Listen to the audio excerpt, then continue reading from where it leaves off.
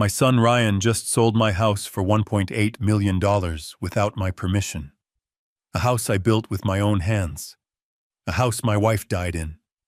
And just now, sitting in a sterile bank office, he handed me a check for $10,000 and told me to go buy a room in some dump outside the city. He thinks I'm a broke, senile old man. He thinks he's won. I simply smiled and took the check. He has no idea what I did 3 days ago. Before I continue this story, let me know where you are watching from in the comments below. And hit like and subscribe if you have ever had to deal with a family member who fatally underestimated you. I am Leo Hayes. I am 70 years old, and I am watching my life get liquidated by my only child. The polished wood of the bank manager's desk felt cold under my hands. Across from me, Ryan didn't bother with small talk. He slid a cashier's check across the table. "Here, Dad," he said. His voice was flat, impatient. He was avoiding my eyes, looking instead at the new Patek Philippe on his wrist. A $50,000 watch I knew he couldn't afford last month. $10,000. Go buy yourself a room in some dump outside the city. My daughter-in-law Victoria chimed in, her voice sharp as broken glass. "We're being generous, Leo. You should be thankful." She adjusted the new diamond tennis bracelet on her arm, the stones catching the sterile office light. $10,000. I stared at the numbers. $10,000. I knew with a chilling certainty that the house, my house, the one Sarah and I built 40 years ago, had just closed sale for $1.8 million. $1.8 million for them. $10,000 for me. The math was simple and brutal. I thought of Sarah. I thought of the rose bushes she planted by the porch, the ones I promised to take care of, the ones that would be torn out by the new owners tomorrow. I thought of the worn spot on the oak floor by the fireplace where we danced on our anniversary. I thought of the upstairs bedroom where she took her last breath, her hand in mine, just 3 years ago. "This house is our soul, Leo," she had whispered, her hand weak in mine. "Don't let them take it." And now that soul had just been sold. Victoria leaned forward. The scent of her expensive perfume was suffocating. "Now you have 24 hours, she said, her smile not reaching her cold eyes. "We've already called movers. They'll pack your junk and take it to a storage unit. The new owners want the keys by noon tomorrow. You understand, 24 hours. Not even a weekend to grieve 40 years of memories." "What storage unit?" I asked. My voice was hoarse, not from age, but from the shock of their cruelty. Ryan waved his hand, dismissing the question as if it were an annoying fly. "Someplace on the highway. Cheap. We paid the first month. After that, it's your problem. Use the 10 grand. "How?" "Consider it," I said. Victoria stood up, smoothing her $3,000 silk dress. "Look, Leo, the fact is you don't need a 4-bedroom house. It's wasteful for one person. We're doing you a favor. Less burden. Less to worry about. Less burden." I was 70. I had worked my entire life. I was not a burden. I was his father. Ryan stood too clearly anxious to leave. "Come on, Dad. Don't make this difficult. It's done. This is just the final step. Take the money and find a quiet place. We're busy." Busy, of course. Busy spending $1.8 million. They looked at me. The two of them, a united front of greed and betrayal. They expected me to yell. They expected me to cry. They expected me to beg. I did none of those things. Instead, I smiled. It was a small, cold smile. The one Sarah used to call my boardroom smile. The smile I used just before I dismantled an opponent who had fatally underestimated me. Victoria frowned. The smile confused her. Ryan took an involuntary step back, a reflex from childhood, when he knew he was in deep, deep trouble. "Dad, are you okay?" he asked. His confidence wavered for just a second. "He doesn't know," The thought was so clear it was almost a sound. He has no idea. Ryan had no idea what I did 3 days ago. He had no idea that the moment he first mentioned the value of the house 6 months back, I started moving my own pieces on the board.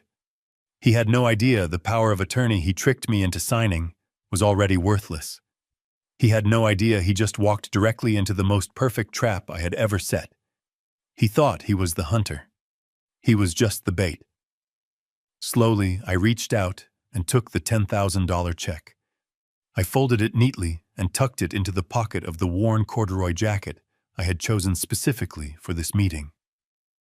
"Thank you, son," I said. My voice was steady, calm. "This is very kind." Ryan and Victoria looked at each other, relief washing over their faces.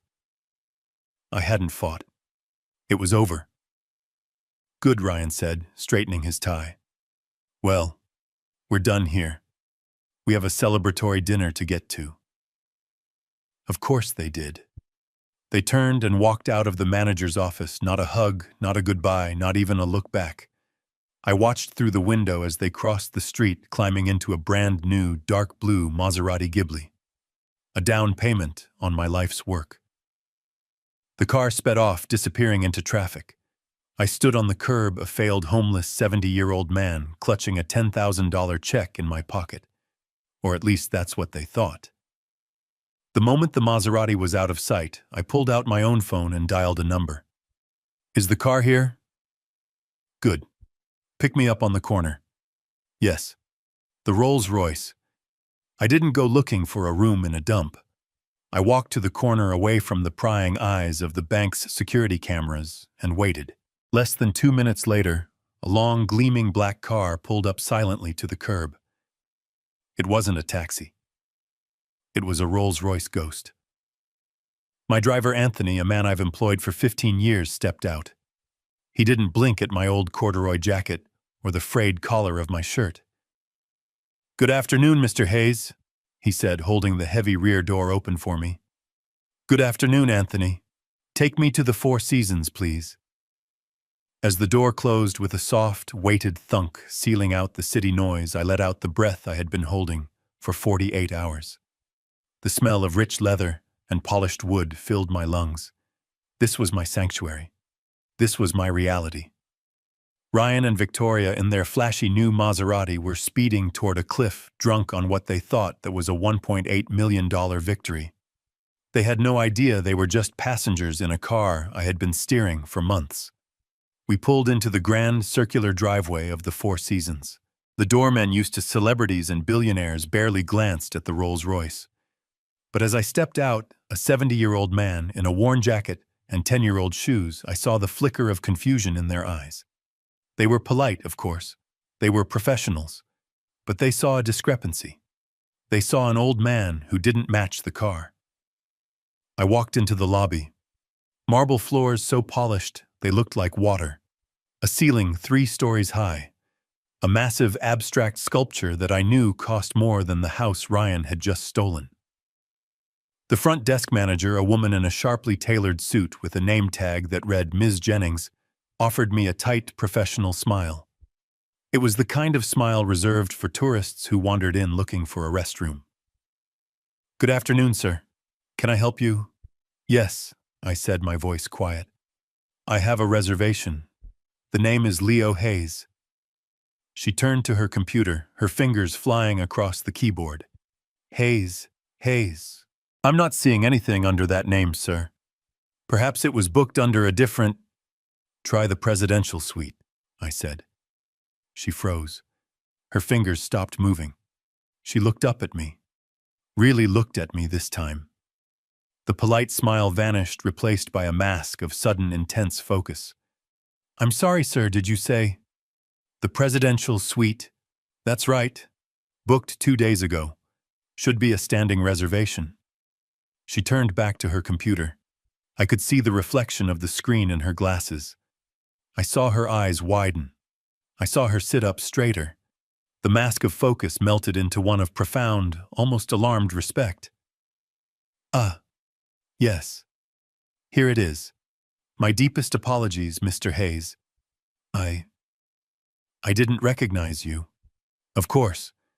We have everything prepared for you. Your preferences are on file. The East Wing elevator is ready. Her tone had changed completely. She was no longer speaking to a lost old man. She was speaking to the man who paid her salary. Thank you, I said. A bellman who had been watching the exchange scrambled for my single, small, worn-out suitcase. I'll take that, sir. No, thank you, I said, holding on to it. I can manage. I walked to the private elevator. Ms. Jennings personally swiped the key card to give me access. Please let us know if there is anything you need, Mr. Hayes. Anything at all. I will, I said. The elevator doors closed. I was alone again. I leaned against the polished mahogany wall as the elevator ascended silently. The man they saw in the bank. The man Ryan and Victoria just discarded. That man was a ghost. A character I had played for 40 years. The real me. The real me was about to go to war. The doors opened directly into the suite. It was vast. A grand piano sat in one corner. Floor-to-ceiling windows offered a 180-degree view of the entire city. It was beautiful, and it felt like nothing. It was just a tool, a safe house. I walked past the expensive art, past the velvet sofas, and straight to the fully stocked bar. I picked up the private phone, the one that didn't go through the hotel switchboard. Room service. This is Leo Hayes in the presidential suite. Please send up a bottle of the Macallan 25 and 2 glasses. I hung up. 2 glasses. I was expecting company. I walked to the window and looked down at the city lights. This is what Sarah had been afraid of. Not the wealth itself, but what it could do. I wasn't a low-level accountant. I was employee number 37 at a small software company in the 1980s, a company that became a global titan. I wasn't a genius, but I was loyal. And when the founder offered me a buyout or stock options, I took the stock. I held it for 35 years. When Sarah and I got married, we made a pact. We had seen what sudden wealth did to our friends. The divorces, the spoiled children, the emptiness. Let's build one thing with our hands, Leo, she had said, sketching the plans for our house. Just one real thing. We'll live in it. We'll raise our son in it. The rest we keep as a secret. A shield, not a sword. She wanted Ryan to be hungry. She wanted him to learn the value of work, to build his own life, not just wait to inherit mine. I looked at the city lights, my heart aching. She was right, Sarah, I whispered to the empty room. Money does ruin, but our plan failed. Not having it just made him hungry for mine. The secure line on the desk, a phone separate from the hotel, began to ring. It wasn't room service. I picked it up. Thorne, I'm in the lobby, my lawyer's voice said. Come on up. And Thorne, yes, Leo. Tell me the real damage. I just found out the house wasn't the only thing he took. A knock at the door. It wasn't Thorne. It was room service. A young man in a crisp uniform pushed in a cart holding a single dark bottle and 2 crystal glasses, the Macallan 25. He uncorked it with practiced flair, the scent of sherry and smoke filling the air. Will that be all, Mr. Hayes? Yes, thank you. He left and I was alone with the bottle. I poured a small amount into each glass. One for me. One for the man who was about to arrive. I picked up my glass and walked to the floor-to-ceiling windows. The city spread out below me like a carpet of diamonds. Ryan and Victoria were down there somewhere, celebrating their $1.8 million heist, convinced they had just bankrupted their broke old dad. They had no idea. Ryan had spent his whole life believing I was a mid-level accountant, a pencil pusher who had saved a modest pension and owned a simple suburban house. That was the character Sarah and I had written for me, and I had played the part perfectly for 45 years. I wasn't an accountant. I was employee number 37 at a small semiconductor company founded in the late 70s, a company run by a few brilliant, crazy engineers in a garage. a company that everyone now knows as a global titan. I wasn't a genius like them, but I was smart, and I worked harder. I was in the trenches. I was one of the original 50. When I turned 40, I had seen enough. The company had gone public, and my stock options, well, my stock options had become astronomical. I remember the day I sat down with Sarah, my beautiful, brilliant Sarah, and showed her the numbers. I was 40 years old, and I never had to work another day in my life. I thought we would travel. I thought we would buy a yacht. But Sarah, she cried. She wasn't crying tears of joy. She was terrified. Leo, she'd said, her hands trembling as she held the stock certificate. This isn't a blessing. It's a curse. I've seen what this does to people. It's poison, Leo. It's unearned. I didn't understand. We earned it, I told her. We did, she said. But he won't. She was looking at Ryan, our 5-year-old son, who was outside in the yard trying to build a treehouse with scraps of wood. I don't want him to be one of those kids, Leo. The ones with the fast cars they didn't pay for.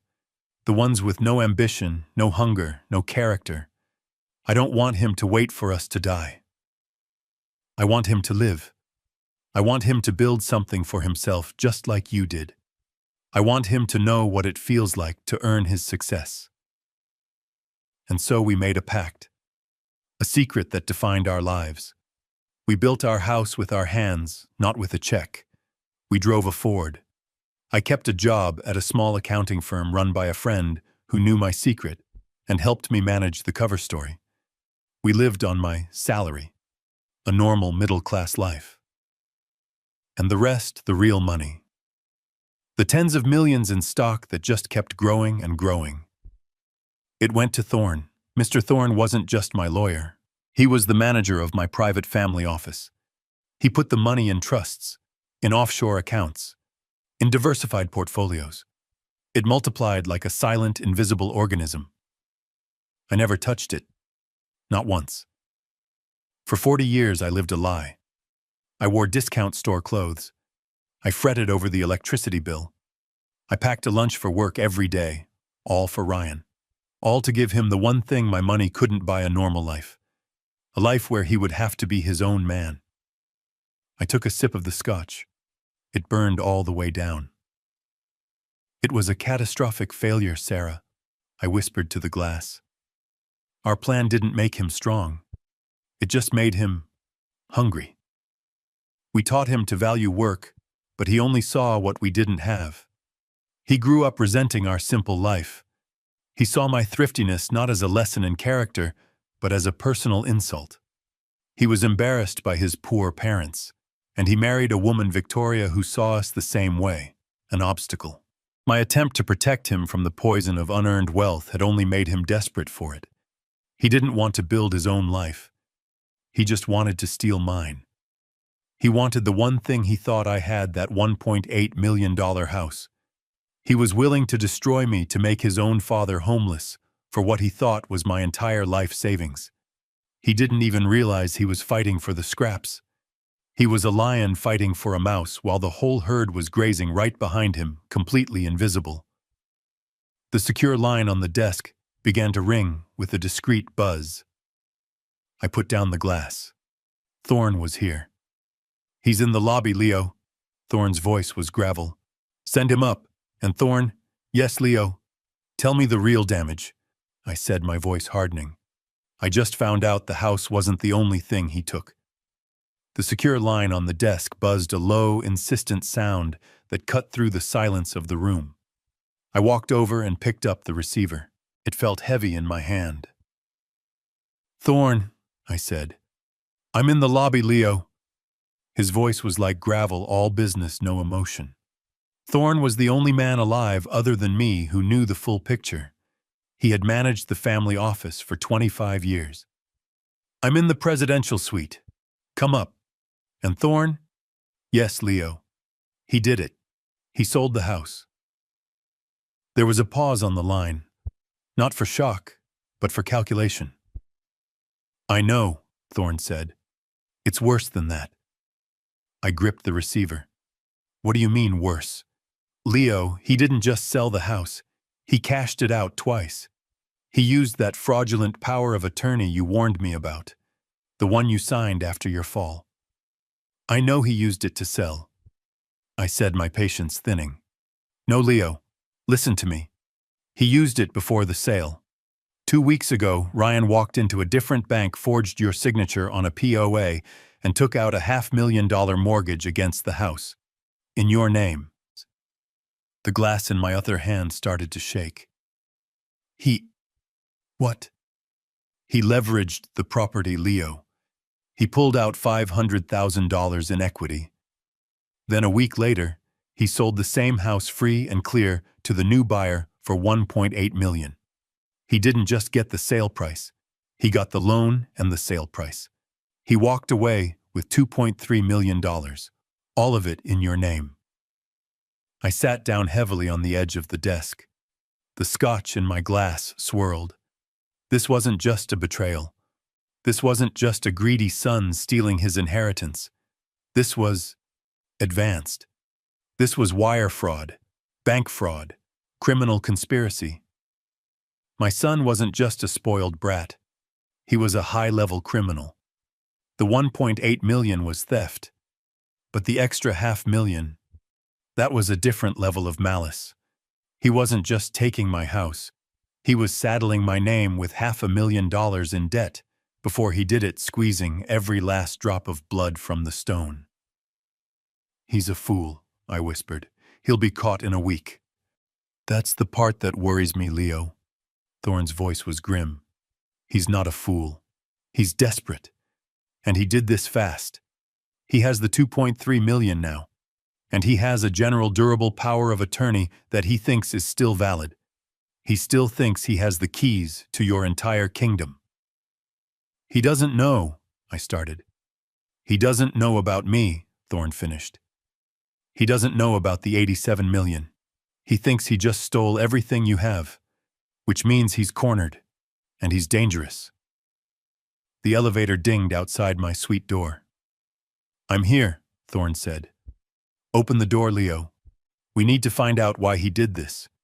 Desperate men are predictable, and we need to know what he's running from. The suite door chimed. Not a knock, but a soft electronic chime. I let him in. Mr. Thorne walked past me as if he owned the place. In a way, he did. He was the architect of the invisible fortress that was my life. He was 65, impeccably dressed in a dark, custom-tailored suit, and carried a heavy, old-fashioned leather briefcase. He wasn't here to hold my hand. He wasn't here to console me. He was here to go to work. He glanced at the second glass of Macallan 25 I had poured. Good, he said, his voice low. He didn't drink it. He just acknowledged it. Thorne walked straight to the large glass dining table, ignoring the panoramic view of the city, and snapped open his briefcase. This was not a war room. It became one. He didn't pull out papers. He pulled out technology. A sleek, encrypted laptop, 2 satellite phones, and 3 thick black binders. He placed them on the table with military precision. The suite is clean, he said, not looking at me. He was already plugging the laptop into a secure router he'd brought in his pocket. I had it swept an hour before you checked in. We can speak freely. Of course he had. Thorne didn't believe in taking chances. He believed in controlling the outcome. He thinks I'm trying to find a room in a shelter right now. I said, my voice sounding hollow in the vast room. Thorne finally looked up. His eyes were pale blue, and they held no pity, only focus. Good. Let him. Let him and that greedy wife of his celebrate. An enemy who is celebrating is an enemy who is sloppy. We'll use that. He was right. I was the heartbroken father. He was the general. I need you to confirm Leo, he said, tapping a key. The laptop screen glowed to life, showing a complex series of financial charts. He has no idea about this, about me, about the family office. None, I said. He thinks I'm a retired accountant. He thinks that house was everything. $2.3 million. Thorne mused, his fingers flying across the keys. He just committed multiple federal crimes, destroyed his entire life, and made his father homeless. For what amounts to, in your portfolio, a rounding error. He paused. He must be desperate. This isn't just greed, Leo. This is panic. He opened the first black binder. It was full of documents, bank transfers, loan agreements. This, he said, tapping the cover, is what he did. We have the mortgage fraud. We have the wire transfer from the illegal sale. We have the proof. He pushed the second binder across the table toward me. It was empty. This, he said, is what we need to find out why. Why did he need $2.3 million, and why did he need it today? The question hung in the air, cold and heavy. He's running from something, I said. Exactly, Thorne replied.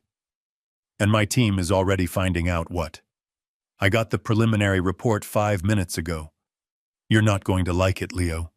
Your son Ryan, he's in much deeper trouble than we ever imagined. Thorne didn't touch his drink. He opened the first black binder and turned it to face me, as you requested 3 months ago. He began, his voice a low monotone. We started a full background investigation into Ryan's import-export business. I had asked for it. I had felt a nagging unease. Ryan had become too flashy, Victoria too greedy. Their visits had become less about family and more about sizing up the house. Thorne tapped the first page. It was a corporate registration for Hayes Global Logistics. It's a shell, Thorne said flatly. A ghost company. It has a mailbox in Delaware and a website with stock photos. It hasn't filed a tax return because it has no income. It hasn't imported or exported a single toothpick. My stomach tightened. So, how? I asked. The Maserati, the watches, Victoria's jewelry. How is he paying for it? He's not, Thorne replied, turning the page. He's been paying for it with this. The next page was a series of loan agreements. Not from a bank. These were private lenders. Names I didn't recognize, based out of Miami. The interest rates were predatory. Criminal. Ryan has been living a lie for 2 years, Leo. He built a house of cards. He took out high-interest loans to fund a lifestyle he thought he was entitled to.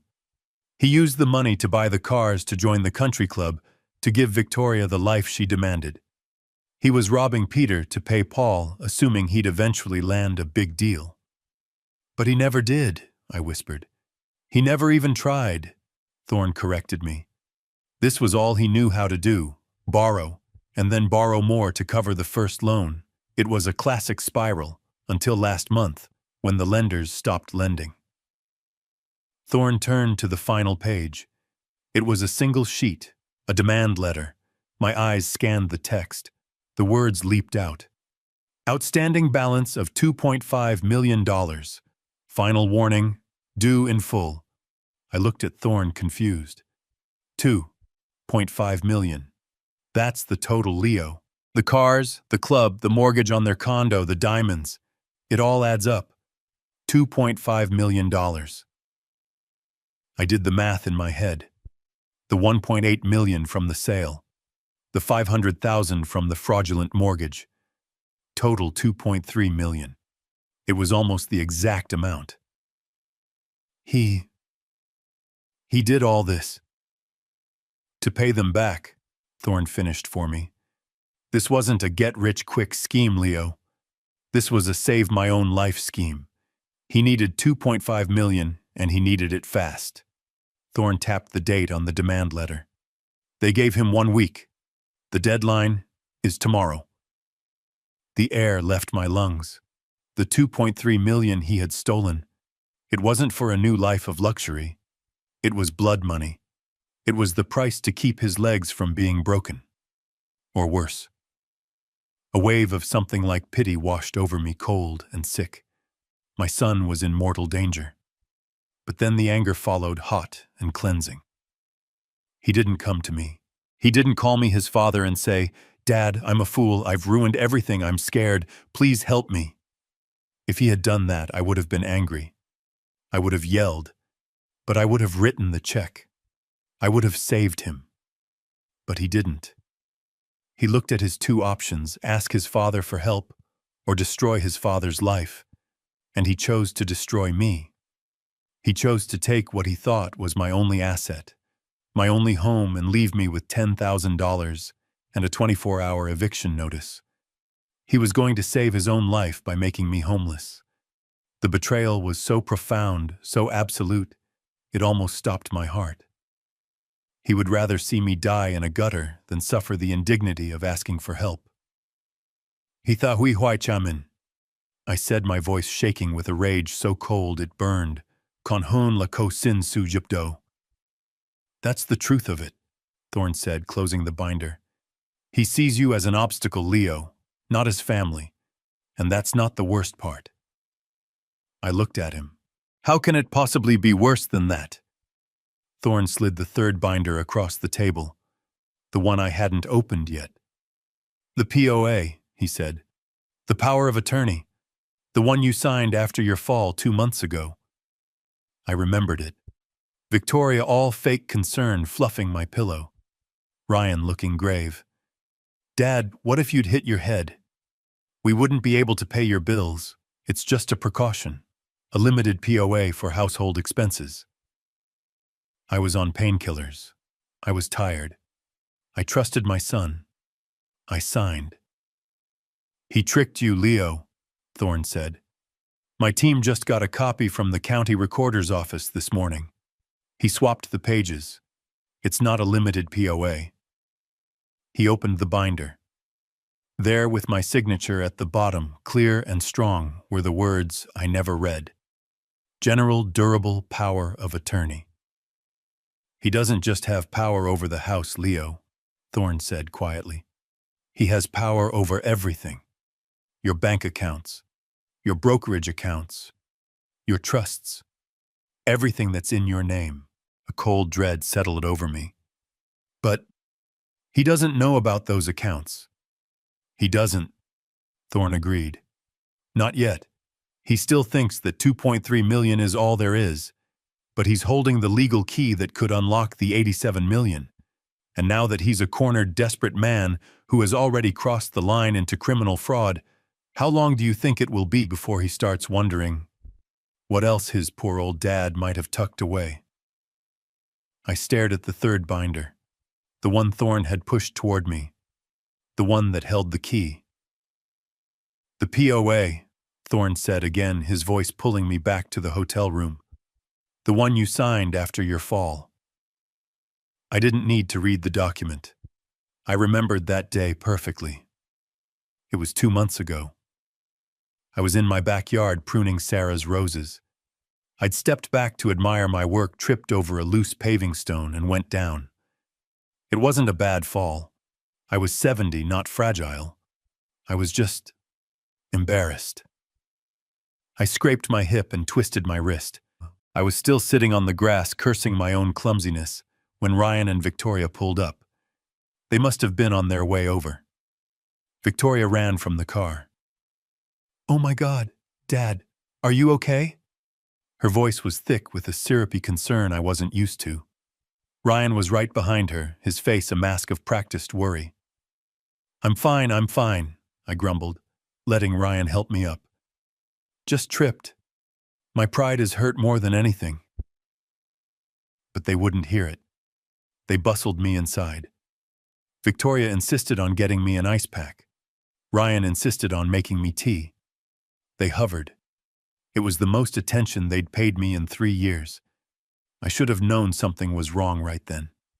They stayed for 2 hours watching me as if I might break. Then just as they were leaving, Victoria put her hand on my arm. Dad, she said, using the name she only used when she wanted something. This scared us. What if you'd hit your head? What if you were alone and couldn't call anyone? I'm fine, Victoria. I know, she cooed. But Ryan and I were talking. You should really give Ryan a power of attorney. Just a limited one. You know, just so he can pay your bills if you're ever in the hospital, just to handle the household expenses. It's just a precaution for your protection. I looked at Ryan. He nodded, looking serious. She's right, Dad. It's just to pay the electricity and the water, just in case. I felt old. I felt vulnerable. And sitting there with my wrist aching, I felt like a burden. I had failed to see it was a performance. I was a 70-year-old man who trusted his son. All right, I had said. If it makes you feel better. Ryan produced the papers immediately. Too fast. They were already printed, folded in his jacket pocket. I had my lawyer draft a simple one, Dad, just for the house and the bills. You can read it. I glanced at the first page. Limited power of attorney. That's all I saw. The rest was legal jargon. I trusted him. I signed the last page. I looked at Thorne back in the hotel room. I signed it. Thorne nodded, his face grim. Yes, you did. You signed the last page. He opened the binder. He swapped the pages, Leo. The first page you saw said limited.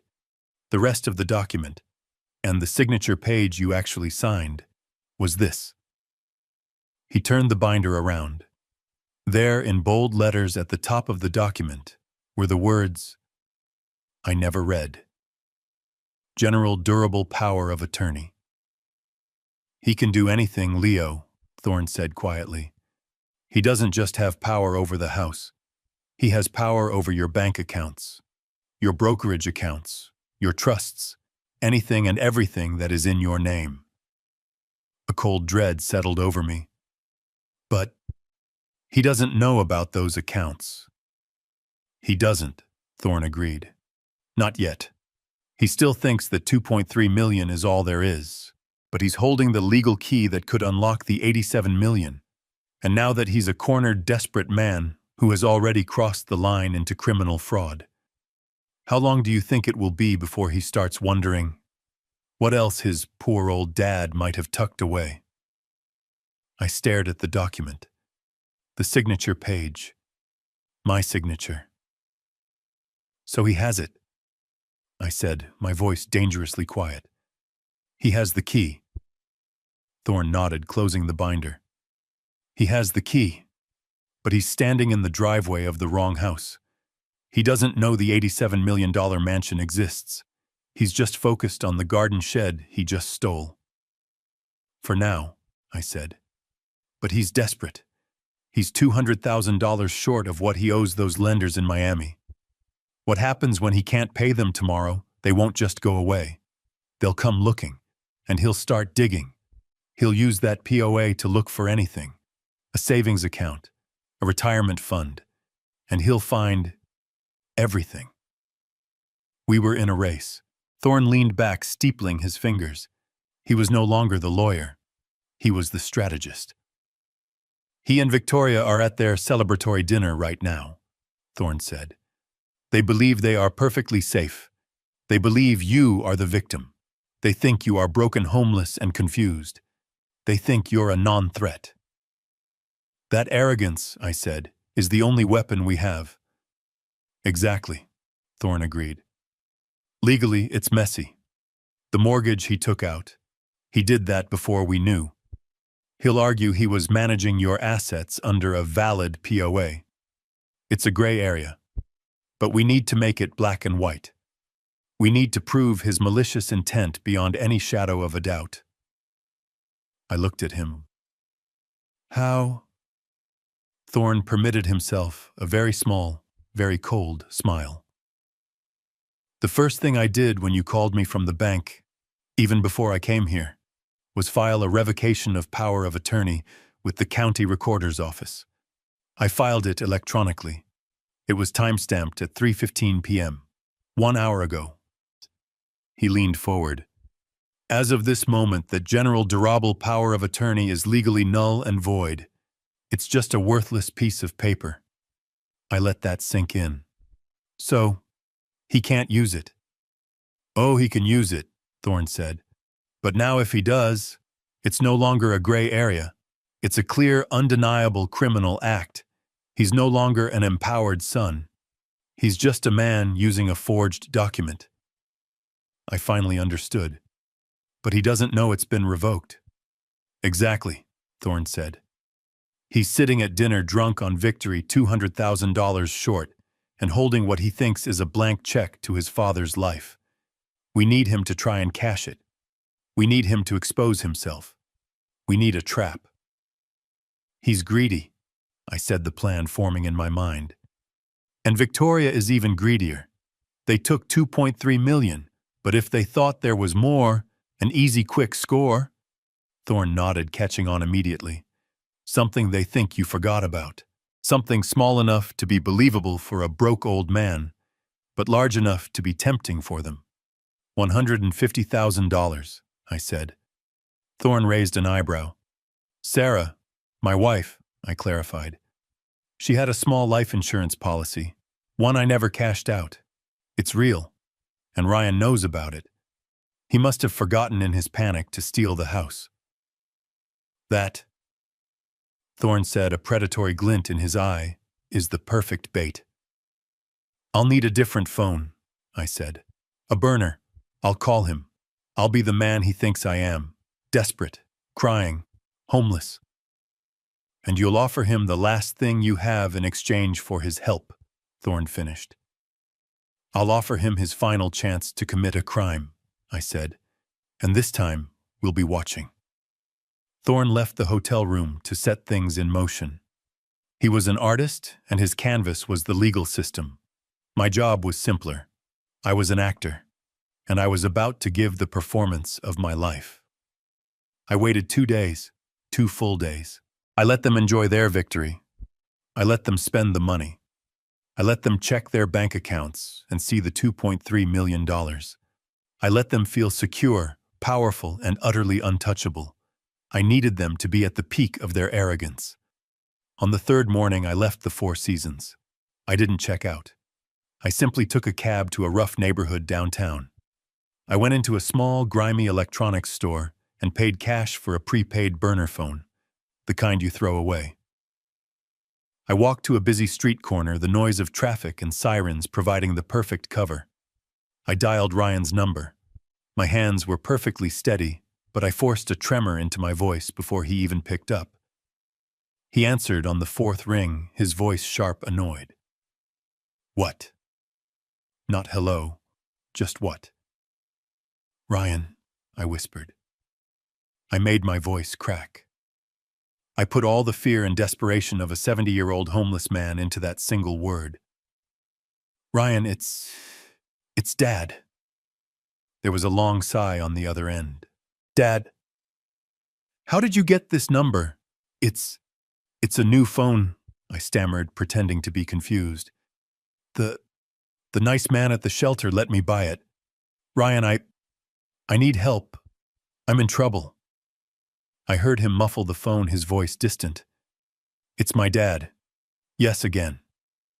Then he was back. What trouble, Dad? I gave you $10,000. What did you do, gamble it away? No. No, I said, letting a sob catch in my throat.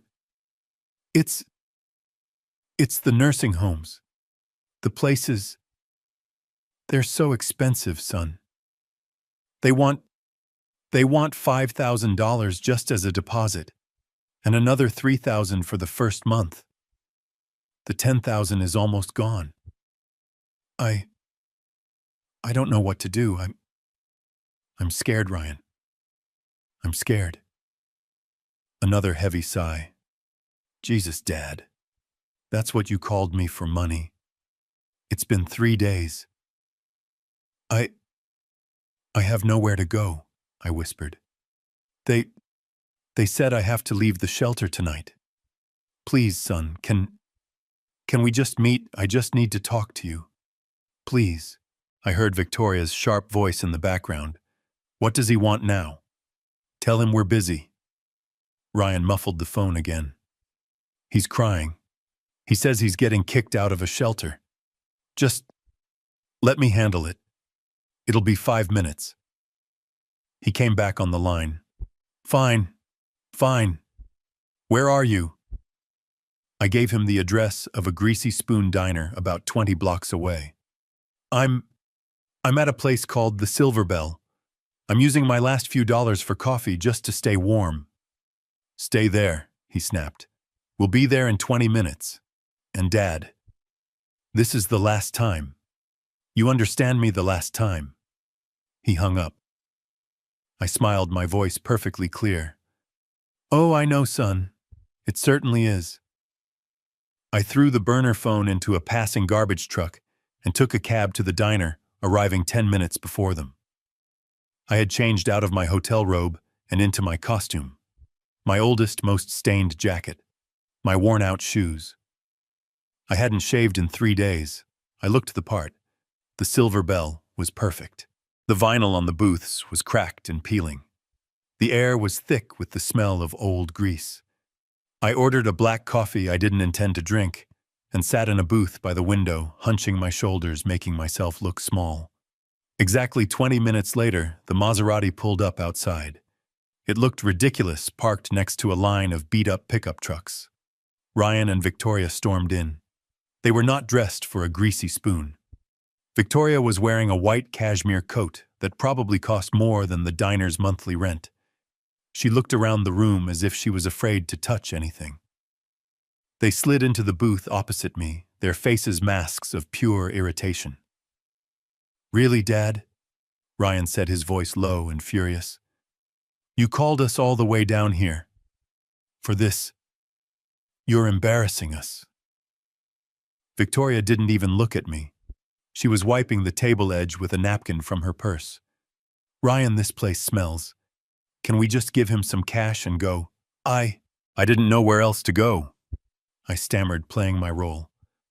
What did you do with the $10,000, Dad? Ryan hissed. It's been 3 days. How could you possibly have spent $10,000? I paid the storage unit fee. I lied. And I looked at a room and they wanted a deposit. And I was just, I'm not good with money, son. You know that. I'm old. That's for damn sure, Victoria muttered under her breath, just loud enough for me to hear. Ryan leaned across the table. This is not my problem. You understand? We gave you a very generous severance package. We settled our accounts. You are on your own. I know, I said, putting my hands to my face as if I was about to cry. It's just, there's one more thing. One last thing. And then I'll never bother you again. I promise. Ryan's eyes narrowed. What thing? Victoria sighed dramatically. Oh my God, here it comes. He's got a gambling debt, I bet. I told you, Ryan. It's not that, I said, my voice trembling. It's about Mom. About Sarah. That got their attention. Ryan leaned back. What about Mom? I looked left then right, as if I was afraid of being overheard in the nearly empty diner. She had a secret son. A small life insurance policy. One she took out before we were married. She kept paying it. She always said it was her rainy day fund. It's $150,000. I watched their eyes. It was instantaneous. The irritation vanished, replaced by a sharp, sudden glint. Greed. It was so pure, so bright, it was almost beautiful. Victoria stopped wiping the table. She was completely still. 150,000, Ryan whispered, his voice suddenly losing all its hard edges. Yes, I nodded, pretending to be ashamed. I forgot all about it until this morning. I have the paperwork in the storage unit, but I can't get it out. I don't know how. My hands shake so much. I need help, Ryan. I need you to help me get the paperwork. I just need you to. To sign. Victoria's eyes locked onto Ryan's. I could see the silent communication. He's lying. Is he lying 150K? A life insurance policy, Ryan said slowly, testing the words. From Mom, and you're the beneficiary. Yes, I said. But I don't know how these things work. The bank, the forms, it's all so confusing. I was thinking, maybe you could help me. You have that paper I signed. The power of something. Ryan's expression changed. The greed was still there, but now it was mixed with the thrill of the hunt. He had the general durable power of attorney. He thought it was still valid. He thought he could just take this too. The power of attorney, he said, his voice suddenly smooth as silk. Yes, Dad. Of course, I still have that. Of course I can help you. And Victoria placed her hand on mine across the table. Her hand was cold. Her smile was fake, but it was wide. Oh, Leo, she cooed. Why didn't you say so? Of course we'll help you. We're family. I looked up at them, my eyes wide with fake, pathetic gratitude. You will. Ryan nodded, all business. 100%. Where is this account? What bank? I smiled a weak, grateful smile. It's at a small credit union. An old one. I have the name. We just have to go together. You'll come with me. Don't you worry, Dad, Ryan said, standing up and patting my shoulder. We'll go first thing tomorrow. We'll take care of everything. They were hooked. That's just it, son, I said, putting my hands to my face. I squeezed my eyes shut, forcing the moisture to come. When I looked up, my eyes were swimming with fake tears. I'm not on my own. Not really. There's one more thing. Ryan stared at me, his face hard. What thing? What are you talking about? Victoria sighed dramatically. Oh my God, here it comes. He's got a gambling debt, I bet. I told you, Ryan, he's just like, it's not that. I cut her off, my voice a broken whisper. It's about Mom. It's about Sarah. That got their attention. Ryan leaned back, a flicker of something, maybe even real memory, in his eyes. What about Mom? I looked around the greasy diner as if I was afraid someone would overhear us. I leaned in, forcing them to lean in with me. She had a secret son, a little one she kept from both of us. She always said it was her rainy day fund, in case something ever happened to me.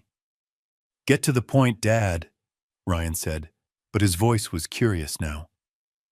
It's a life insurance policy, I whispered, letting a tear roll down my cheek.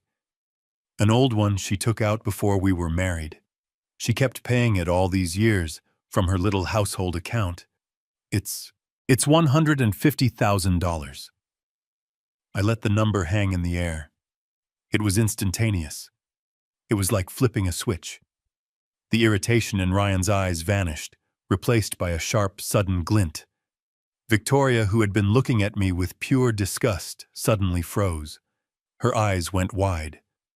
150,000, Ryan repeated, his voice suddenly losing all its hard edges. I nodded, pretending to be ashamed. I forgot all about it until this morning. I was going through my papers at the shelter. I found the policy. I can't get it out, son. I don't know how. The bank, the forms, it's all so confusing. My hands shake so much. I need help. I looked directly at Ryan, my eyes pleading. I was thinking, maybe you could help me. You have that paper I signed. The, the power of something. You could, you could sign for me. Ryan's expression changed. The greed was still there, but now it was mixed with the thrill of a predator that sees a second easy meal. He had the general durable power of attorney. He thought it was still valid.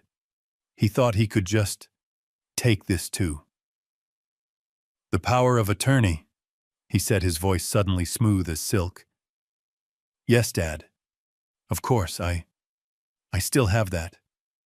Of course I can help you. Victoria, in a stunning pivot, placed her hand on mine across the sticky table. Her skin was cold. Her smile was fake, but it was wide. Oh, Leo, she cooed, her voice dripping with false sympathy. Why didn't you say so? Of course we'll help you. We're family. I looked up at them, my eyes wide with pathetic fake gratitude. You will. 100%. Ryan said, all business now. He had a new target. You're a fool for not mentioning it sooner. Where is this account? What bank? It's at a small credit union, I said, inventing a name. The Pacific Federal Credit Union. An old place downtown. I think we have to go together. I have the policy number, but they said I had to be there. Don't you worry, Dad, Ryan said, standing up and patting my shoulder. His touch made my skin crawl. We'll go first thing tomorrow. We'll take care of everything. I watched them walk out of the diner, their steps lighter, energized. They climbed back into their Maserati, not just $2.3 million richer, but now anticipating another $150,000. I sat there in the greasy booth, my coffee untouched. They took the bait. The Maserati's engine was too quiet. The soft leather seats felt wrong, like a coffin lined with suede. I sat in the back, hunched over, playing the part of the frail, grateful father. Victoria was driving, her long red nails tapping an impatient rhythm on the steering wheel. She despised this part of town. Ryan was in the passenger seat, turned around to face me, his voice slick with that false patience you use for a child or a dog. Okay, Dad, let's go over this one more time, he said.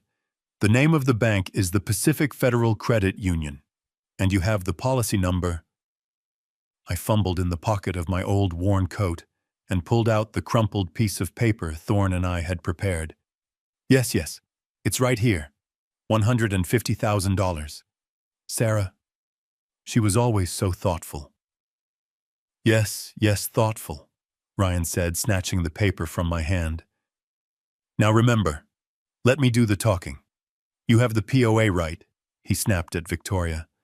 It's in my purse, darling, she said, not taking her eyes off the traffic. Right next to the checkbook. This is going to be easy. We'll be in and out in 10 minutes. Then we can finally be done with this. I just nodded, looking out the window, making myself small. Oh, that's good. I get so nervous in banks. All the forms. We know, Dad. Just sit there and try to look competent, Ryan said. Victoria finally pulled the car to the curb. This is it. 400 Grand Street.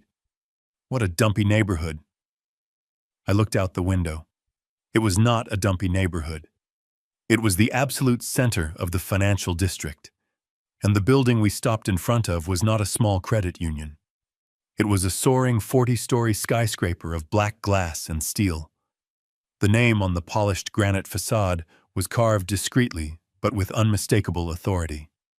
J.P. Morgan Chase, Private Wealth Management. Ryan and Victoria stared at the building. The Maserati idled, the silence in the car suddenly heavy. Dad, Ryan said slowly, his voice losing its arrogant edge. This isn't a credit union. It's not, I asked, widening my eyes in perfect practiced confusion.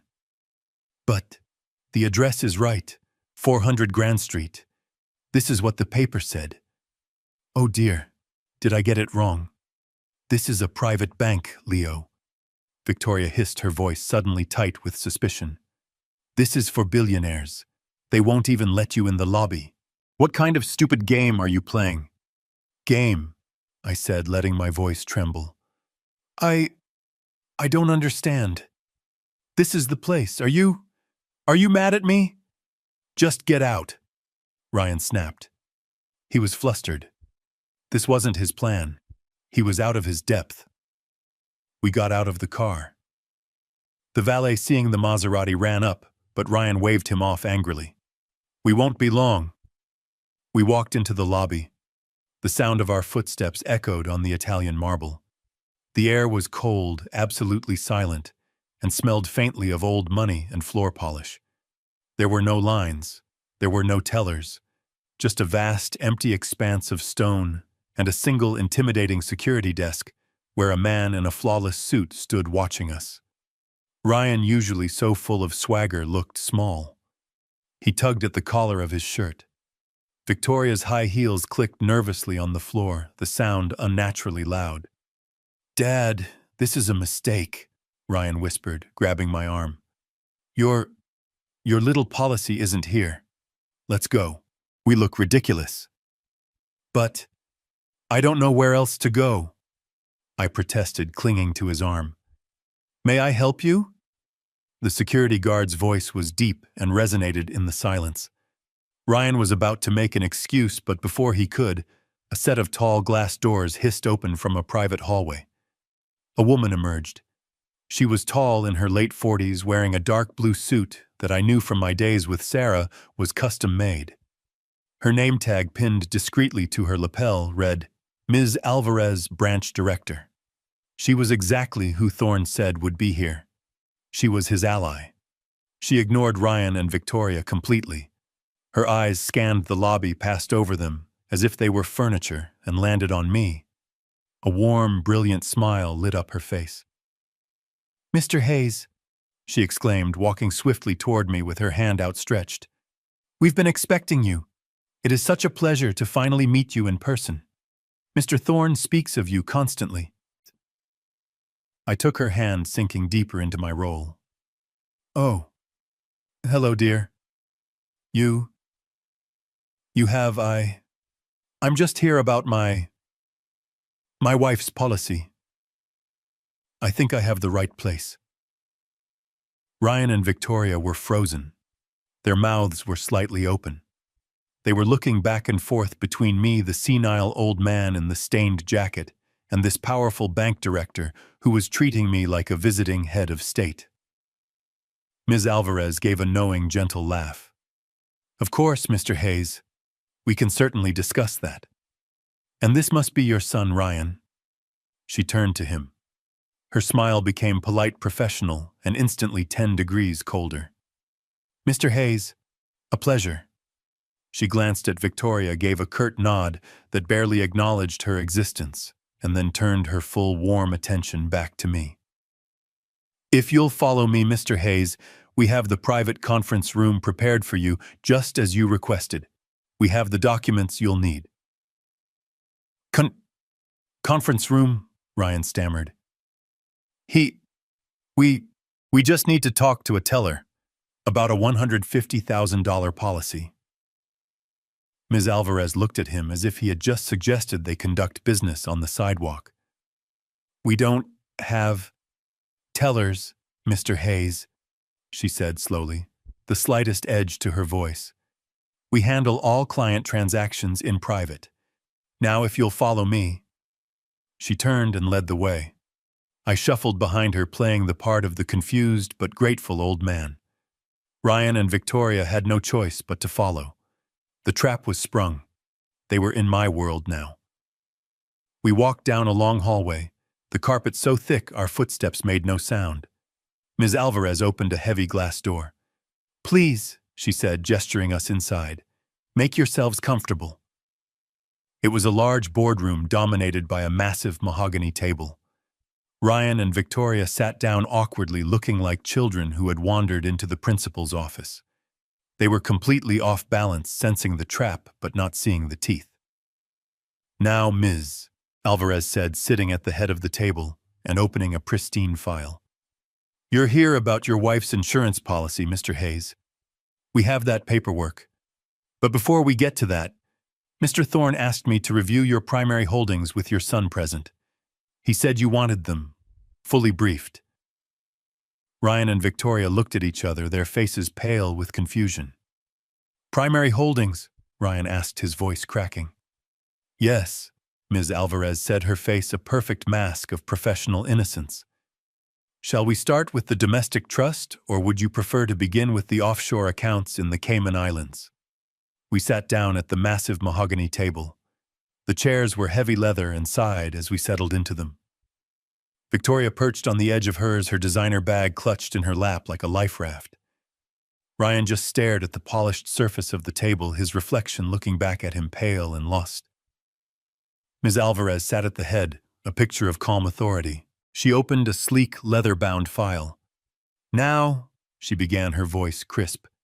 You're here about your wife's insurance policy, Mr. Hayes. We certainly have that paperwork right here. She tapped the file. But before we get to that, Mr. Thorne asked me to review your primary holdings with your son present. He said you wanted them, fully briefed. Ryan and Victoria looked at each other. Their faces were blank with confusion. Primary holdings. Ryan repeated the words, sounding foreign in his mouth. Yes. Ms. Alvarez said, her face a perfect mask of professional innocence. She turned a page in her file. Shall we start with the domestic trust? Or would you prefer to begin with the offshore accounts in the Cayman Islands? Or perhaps just the main portfolio? The silence in the room was so total I could hear the faint hum of the air conditioning. Ryan swallowed. It was a loud, dry sound. I don't understand. What? What portfolio? Victoria's knuckles were white, gripping her purse. Ryan, what is she talking about? This is a mistake. He's a retired accountant. Tell her. I think there's a misunderstanding, Ryan stammered, trying to regain his composure. My father is here for a $150,000 life insurance policy. He doesn't have any portfolios. Ms. Alvarez looked up from her papers, her expression one of polite, almost clinical confusion. She looked at me. Mr. Hayes, I'm afraid I'm the one who doesn't understand. Are you not aware of your accounts? I leaned forward, sinking deeper into my role. Oh dear, I said, my voice trembling slightly. I do get so confused with these things. All the numbers. My wife Sarah, she handled everything. Since she passed, I'm just lost. Whatever Mr. Thorne says is fine. I just trust him. Of course, Monsieur. Alvarez said, her voice softening as she spoke to me, yet hardening as she turned back to Ryan. Well, let me clarify things for you then, Mr. Hayes Jr. She tapped a few keys on a discreet keyboard built into the table. A large flat screen on the wall, previously disguised as a piece of modern art, flickered to life. It showed a single-page summary. This is your father's main investment portfolio, Ms. Alvarez said, her voice as casual as if she were pointing out the weather. It's what we call his walking around money, separate from the primary trusts. Ryan and Victoria stared at the screen. They didn't understand the complex charts, the tickers, the bond allocations. But they understood one thing, the number at the bottom. As of market close yesterday, Ms. Alvarez said, your father's main portfolio value is $87,429,000 and 63 cents. The sound Victoria made was not human. It was a high, strangled gasp like a drowning animal. Her $5,000 handbag slipped from her white-knuckled grip and fell to the thick carpet with a soft, expensive thud. Ryan just went white. Not pale. White. The color of bone. The blood drained from his face so fast I thought he was going to faint. He stared at the screen, his eyes wide and unblinking, his mouth slightly open. 87 million. The words echoed in the silent room. He turned his head to look at me, the movement slow, robotic. He was no longer the arrogant son from the bank. He was no longer the predator from the diner. He was just a ghost. You, he whispered. His voice was raw, uncomprehending. You have $87 million. I just looked at him, my face a mask of gentle, senile confusion. You! He tried again, his voice rising, cracking, with a lifetime of suppressed rage and a new terrible understanding. You drove a Ford. You wore that jacket. We lived in that house. It was a good house, son, I said softly. You lied to me, he finally roared, slamming his fist on the mahogany table. The sound was explosive in the quiet room. All my life you let me think. You let us think. You were poor, you let me. You have $87 million. The sheer, unadulterated fury in his voice was terrifying. It wasn't the anger of a son who was betrayed. It was the anger of a thief who had just realized after stealing the silverware that he had missed the gold bars hidden under the floorboards. He wasn't angry that I had lied. He was furious that he hadn't known to steal more. Ryan, Victoria whispered, tugging on his sleeve, her eyes still glued to the screen. Ryan, shut up. Think. But he was beyond thinking. He stood up, knocking his chair over. All those years, he shouted, his face purple. All those years I worked. All the things I needed. The student loans. You made me get student loans while you were sitting on this. I wanted you to build your own life, Ryan, I said. My voice still quiet, cutting through his rage. The one I built, it was mine. Yours. He laughed, a sharp, ugly sound. And now you're going to, give it all to this stranger? He pointed wildly at Ms. Alvarez. Ms. Alvarez simply raised an eyebrow, unbothered. No, Ryan, a new voice said from behind us. The heavy glass door of the conference room hissed open. Mr. Thorne walked in. He wasn't smiling. He was followed by two men, large men who wore dark suits that didn't quite hide the fact that they were police officers. He's not giving it to Ms. Alvarez, Thorne said, his voice like ice. And he's not giving it to you either. Ryan Hayes, Victoria Hayes, you're under arrest. Ryan's accusation hung in the air, heavy and toxic. You lied to me all my life. You let me think you were poor. Before I could answer, the heavy glass door to the conference room hissed open. Mr. Thorne walked in. He stood there for a moment, a tall, imposing figure in his dark suit, his leather briefcase in one hand.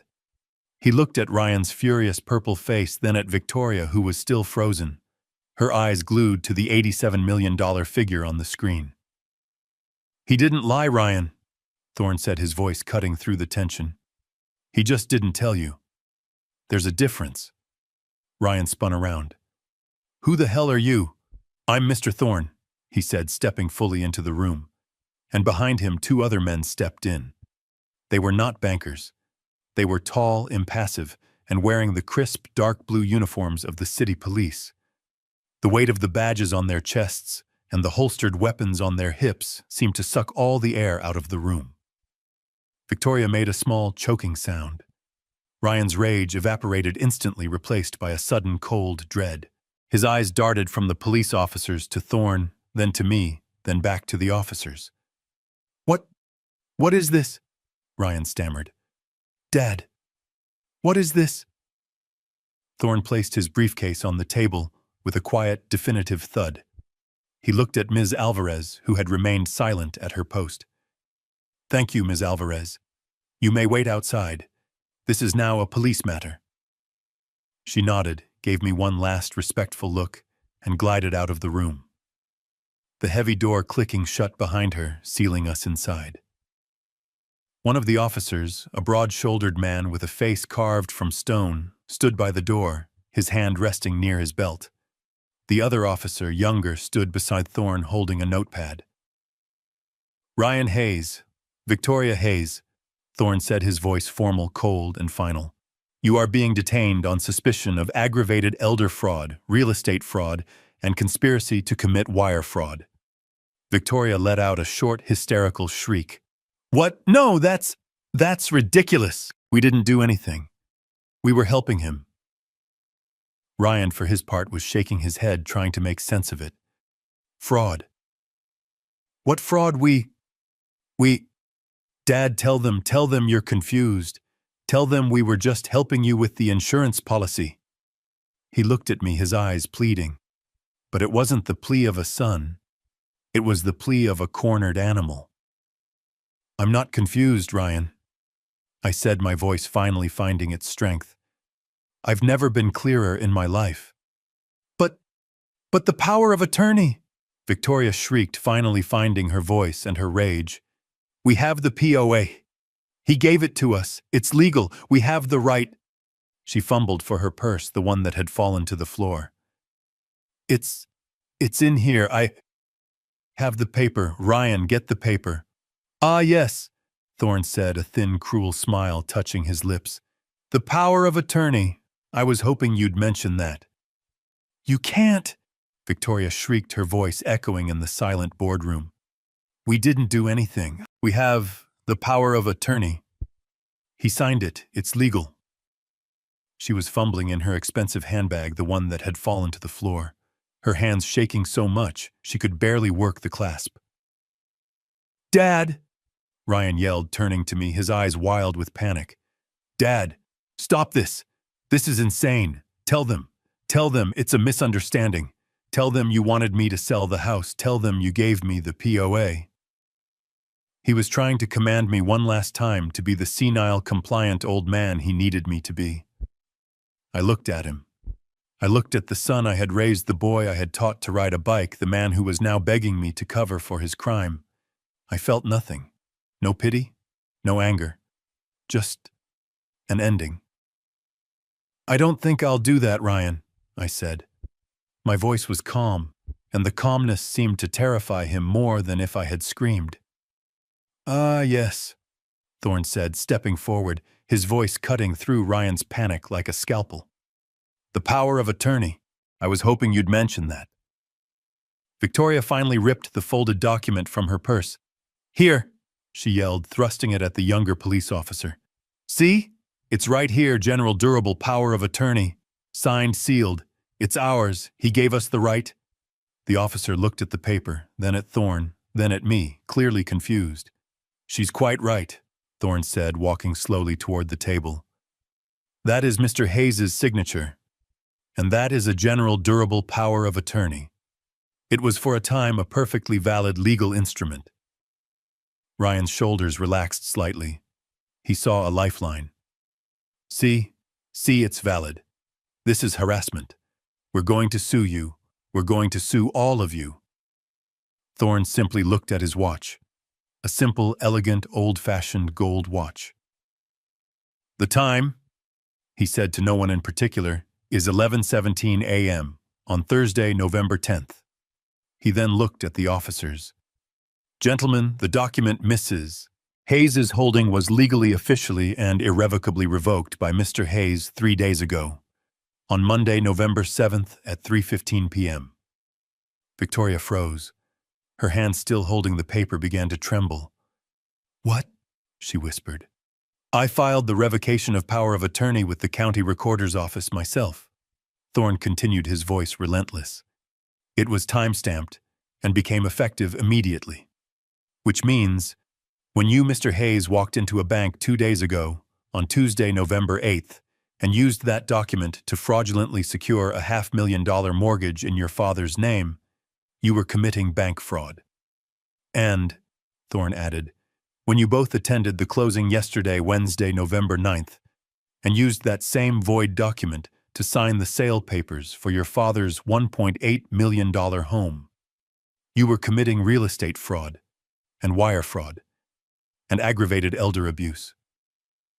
Victoria looked at the paper in her hand as if it were on fire. No, that's not possible. How could he? Ryan turned to me, his face a mask of disbelief. You revoked it before. How? How did you know? And there it was. The question he should have asked himself from the very beginning. I stood up from my chair. I was tired of sitting. I was tired of being the small old man. You got sloppy, Ryan, I said. What?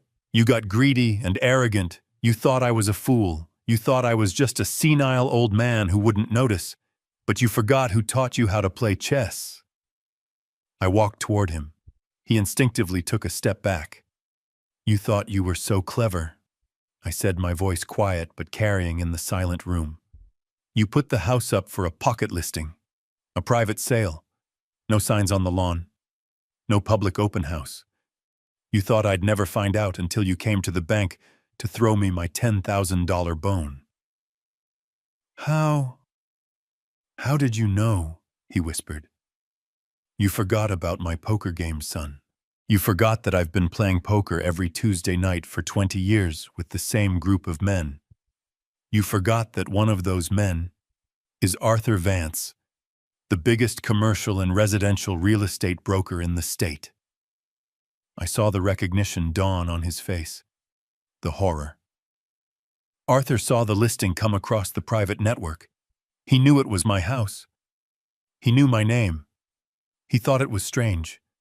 So he called me. He called me Ryan and asked me if I was in some kind of trouble, if my son was forcing me to sell. I leaned in.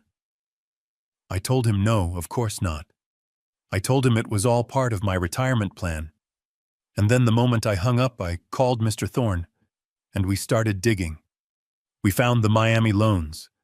We found the $2.5 million debt. And we found the power of attorney you had filed. I smiled. The cold smile. You gave me a 3-day head start, son. 3 days to revoke the POA. 3 days to set this meeting. 3 days to prepare this entire room. Just for you. Ryan stared at me, his mind finally processing the full devastating scope of his mistake. Victoria wasn't processing. She was panicking. She lunged at me, her red nails aiming for my face. You bastard! You set us up! You trapped us! The younger officer was faster.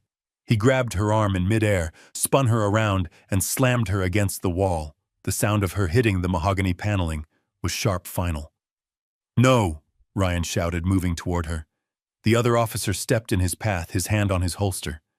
Sir, do not move. Put your hands behind your back. You are both under arrest. As the first cuff clicked shut on Victoria's wrist, she turned her head, her face contorted with pure, unadulterated hatred. She wasn't looking at the police. She wasn't looking at Thorne. She was looking at Ryan. You! She screamed, her voice a raw shriek. This is your fault, you stupid, stupid man. You told me he was just a broke, senile old fool. You told me he was nothing. Victoria's voice was a high-pitched shriek that echoed off the glass walls. You can't arrest us. We have the power of attorney. It's legal. He signed it. She was fumbling in her expensive handbag, the one that had fallen to the floor, her hands shaking so much she could barely work the clasp. Dad, Ryan yelled, and his voice was no longer arrogant. It was thin and sharp with panic. He turned to me, his eyes wild. Dad, stop this. This is insane. Tell them it's a misunderstanding. Tell them you wanted me to sell the house. Tell them you gave me the POA. Tell them you're confused. He was trying to command me one last time to be the senile, compliant old man he needed me to be. I looked at him. I looked at the son I had raised, the boy I had taught to ride a bike, the man who was now begging me to cover for his crime. I felt nothing. No pity. No anger. Just an ending. I don't think I'll do that, Ryan, I said. My voice was calm, and the calmness seemed to terrify him more than if I had screamed. Ah, yes, Thorne said, stepping forward, his voice cutting through Ryan's panic like a scalpel. The power of attorney. I was hoping you'd mention that. Victoria finally ripped the folded document from her purse. Here, she yelled, thrusting it at the younger police officer. See, it's right here. General Durable Power of Attorney. Signed, sealed, it's ours. He gave us the right, we were just managing his assets. The officer took the paper, unfolded it, and looked at it. He then glanced at Thorne, clearly confused. She's quite right, Thorne said, walking slowly toward the table.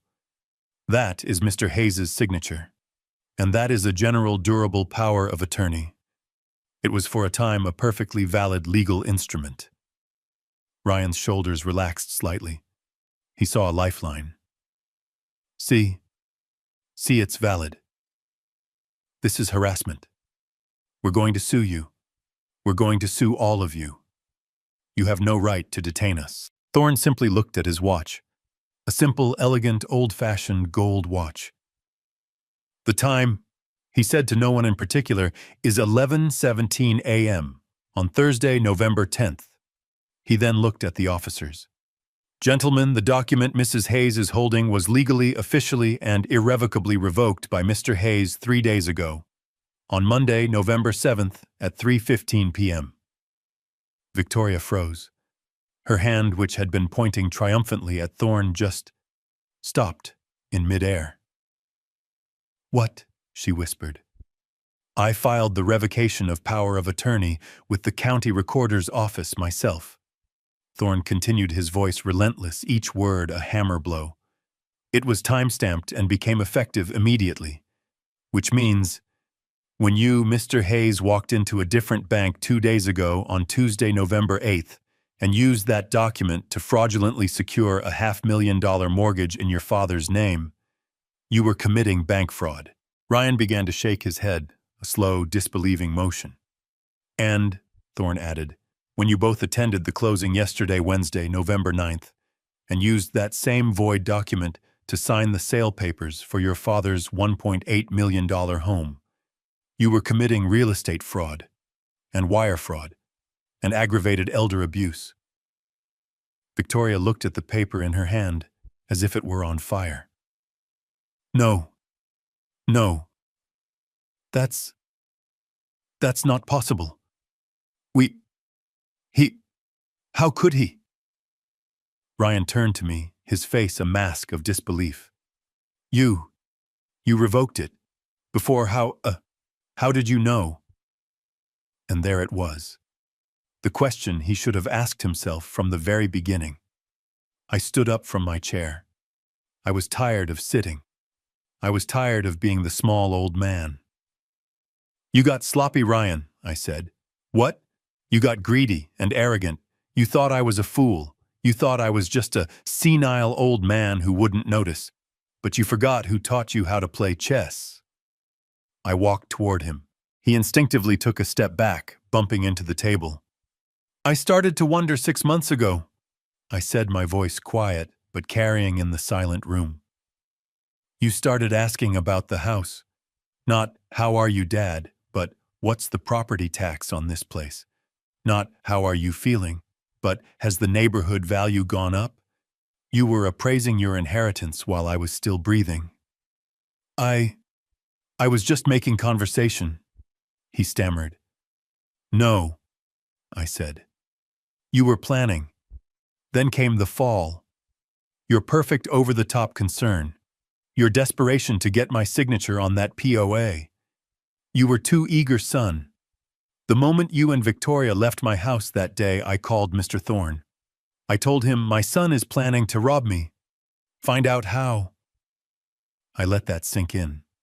I let him see that his master plan was just a clumsy, childish move I had seen coming a mile away. You thought you were so clever, I said. You put the house up for a pocket listing, a private sale, no signs on the lawn, no public open house. You thought I'd never find out until you came to the bank to throw me my $10,000 bone. How did you know? He whispered, his entire world collapsing. You forgot about my poker game, son.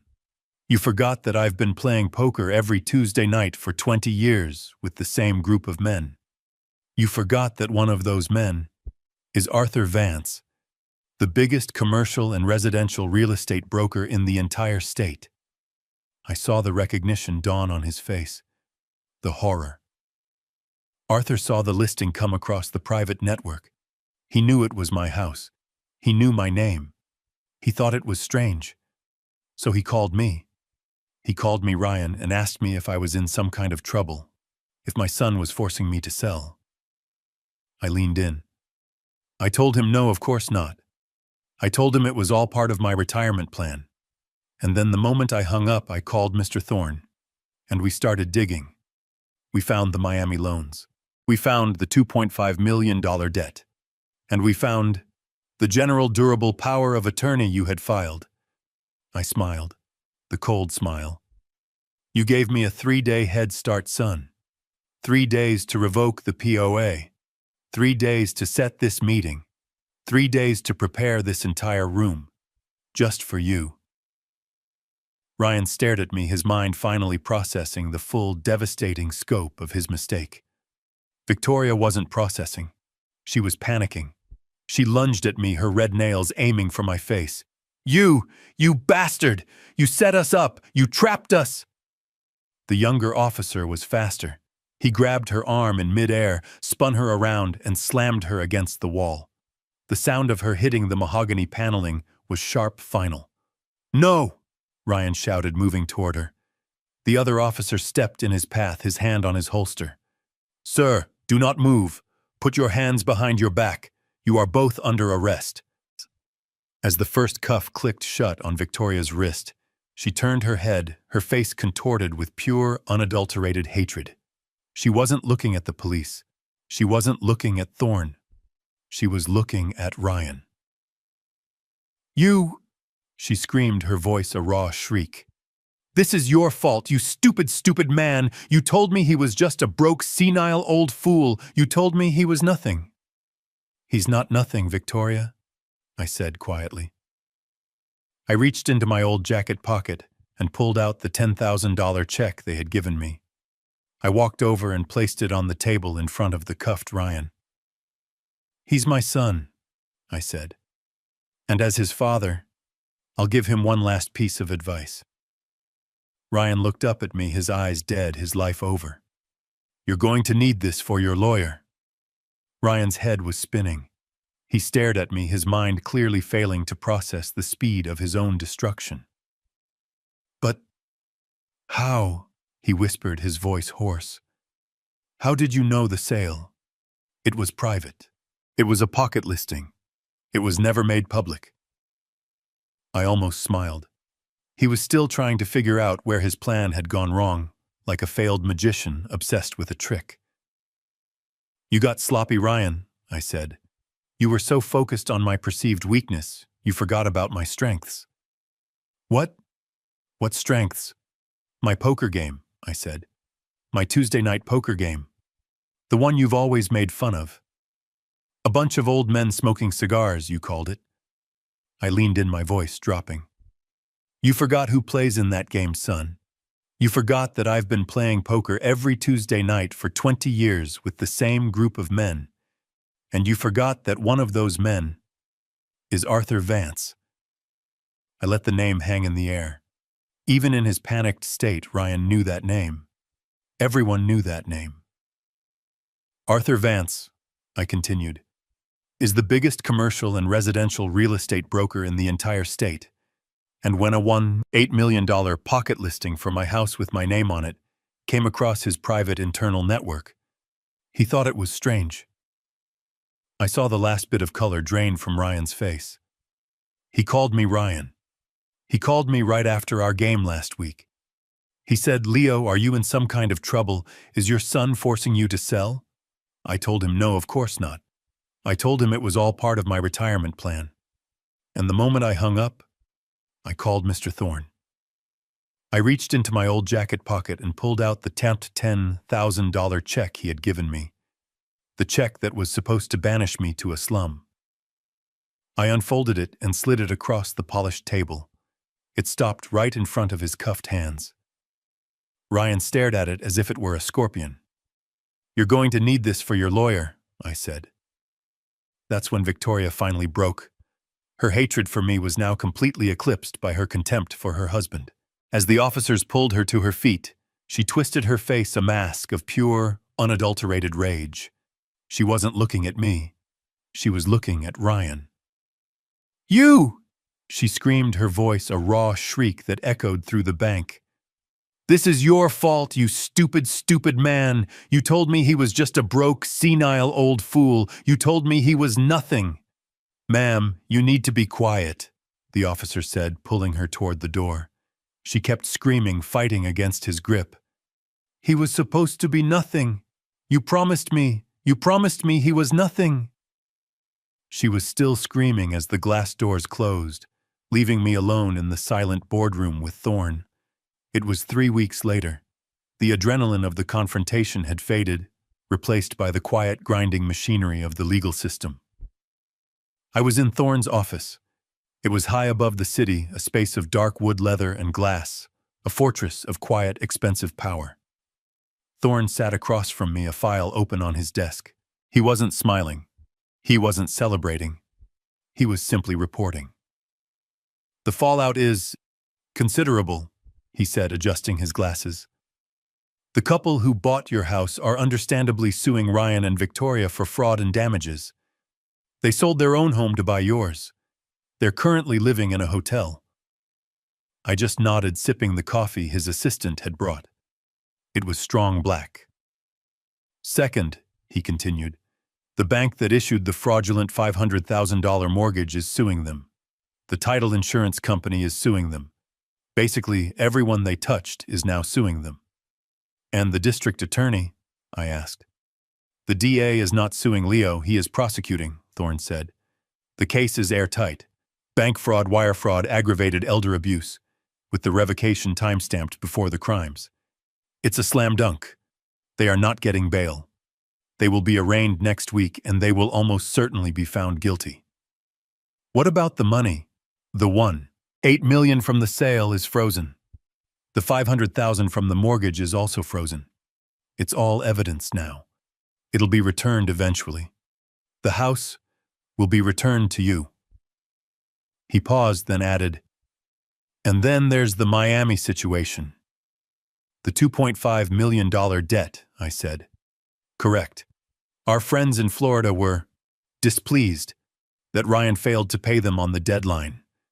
They were even more displeased to learn that the $2.3 million he did get was immediately seized by the government." "Are they a threat?" I asked. Thorne shook his head. "Not anymore. Not to us. They're criminals, but they're not stupid. They hate police attention. The DA's office, using an anonymous tip from us, contacted their representative. An arrangement was made." "What kind of arrangement?" "They get to quietly disappear, and in exchange they provide the DA with all the leverage they have on Ryan. Every threatening text message, every desperate voicemail he left. They are in effect cooperating witnesses. They are helping the DA bury your son just to ensure he can't ever point a finger in their direction." I leaned back in the heavy leather chair. It was over. Ryan was finished. He was trapped from every conceivable angle. By the law, by the criminals he owed, and by me. My eyes drifted to the only personal item on Thorne's massive desk, a small silver-framed photograph of my wife Sarah. Thorne had been her friend before he was my lawyer. He kept her picture there out of respect. She was smiling, her eyes bright, captured at our old house during a barbecue 20 years ago. She was beautiful, and she was so smart. I remembered a conversation we'd had right after Ryan had graduated from college with honors. I was so proud. "He's got your brain, Leo," I'd boasted. Sarah hadn't smiled. She'd been quiet for a long time, watching Ryan across the lawn as he laughed with Victoria, a girl he'd just started dating. "Yes," Sarah had said finally, her voice full of a sadness I didn't understand at the time. "He has your intelligence, Leo. But that girl, Victoria, she has a greedy, hollow heart, and he's weak for her." She turned to me, her eyes prophetic. "Be careful," she'd warned. "Your intelligence makes you powerful. His intelligence combined with her greed. That's a dangerous, dangerous combination. It will break your heart one day. She was right. It had. Thorne's voice pulled me back. Leo, there is one more thing. He slid a piece of paper across the desk. It wasn't a legal document. It was a handwritten letter forwarded from the county jail. It's from Ryan, Thorne said. It arrived this morning. Thorne's voice pulled me back from the photograph of Sarah. He had been right about her. He was right about everything. He cleared his throat, a dry, papery sound he only made when he was about to deliver news he truly disliked. Leo, he said. There is one more thing. It arrived this morning. He slid a single piece of paper across the expanse of his mahogany desk. It wasn't a legal document. It was a flimsy, cheap piece of notebook paper, the kind with the ragged edges from being torn out of a spiral. It was folded into a small, tight square. It had been mailed from the county jail. It's from Ryan, Thorne said. I stared at it. I didn't want to touch it. It felt contaminated. Thorne, sensing my hesitation, unfolded it himself. He had, of course, already reviewed it. He pushed it closer. I picked it up. The handwriting was a chaotic, panicked scrawl. It wasn't the confident, smooth cursive of my son. It was the frantic scratching of a caged animal. Dad, it began. The ink was smudged, maybe from water, maybe from tears. Dad, you have to stop this. You have to get me out of here. You don't understand. You have to drop the charges. It's not about the money anymore. It's about them. My blood ran cold. I kept reading. The men from Miami, the ones I owed, they're not just businessmen, Dad. They're animals. And they know. I don't know how, but they know. They know you have money. They heard about the arrest. They heard about the 87 million. They've contacted me in here. They know you set me up. They know you have the real money. I had to read that line twice. They knew about the 87 million. My secret. My one impenetrable shield. How had Ryan known all along, or had someone from the bank? They don't care about me anymore. The letter continued, the writing becoming more frantic. They can't get to me in here. They're going to get to you. They told me they would. They said if I can't pay, my rich old man will. They know where you are. They know everything. Get me out, Dad. You have to save me. You have to pay them. Please, Dad, save me. Or you're next. I slowly, deliberately folded the letter and placed it back on Thorne's desk. The cheap paper felt slick with sweat. His or mine? Thorne watched me, his face impassive. Well, he asked. He's lying, I said, but the words came out dry. My voice lacked all conviction. Is he? Thorne countered. He leaned back in his chair. These Miami lenders, they are not the kind of people who simply write off a $2.5 million loss. Ryan is useless to them now. He's in jail. He has no assets. But you are not. I stood up. I couldn't sit. I walked to the towering wall of glass that served as Thorne's office wall. The city was far below a silent, moving map. He's a manipulator, Thorne, I said, my back to him. He lied about the POA. He lied about the house. He lied about his entire life. Why wouldn't he lie about this? He's trying to scare me into dropping the charges. He's trying to make me his shield. It's possible, Thorne conceded. It's a classic desperation move. He's trying to find leverage. It's a bluff, I insisted, more to convince myself than him. Thorne picked up the letter. A $2.5 million bluff, Leo. That's a high-stakes game. And the DA believes the threat is credible. They are offering you police protection. No, I said instantly. I turned around. No police, not yet. I won't be a victim. I won't be scared out of my own life by this child. He's not a child, Leo. He's a 42-year-old man who just tried to destroy you. And he may have just unleashed something that not even I can control. The fear was real. I could feel it cold in my gut. But the anger was stronger. My son, my own son, had just sicked murderers on me.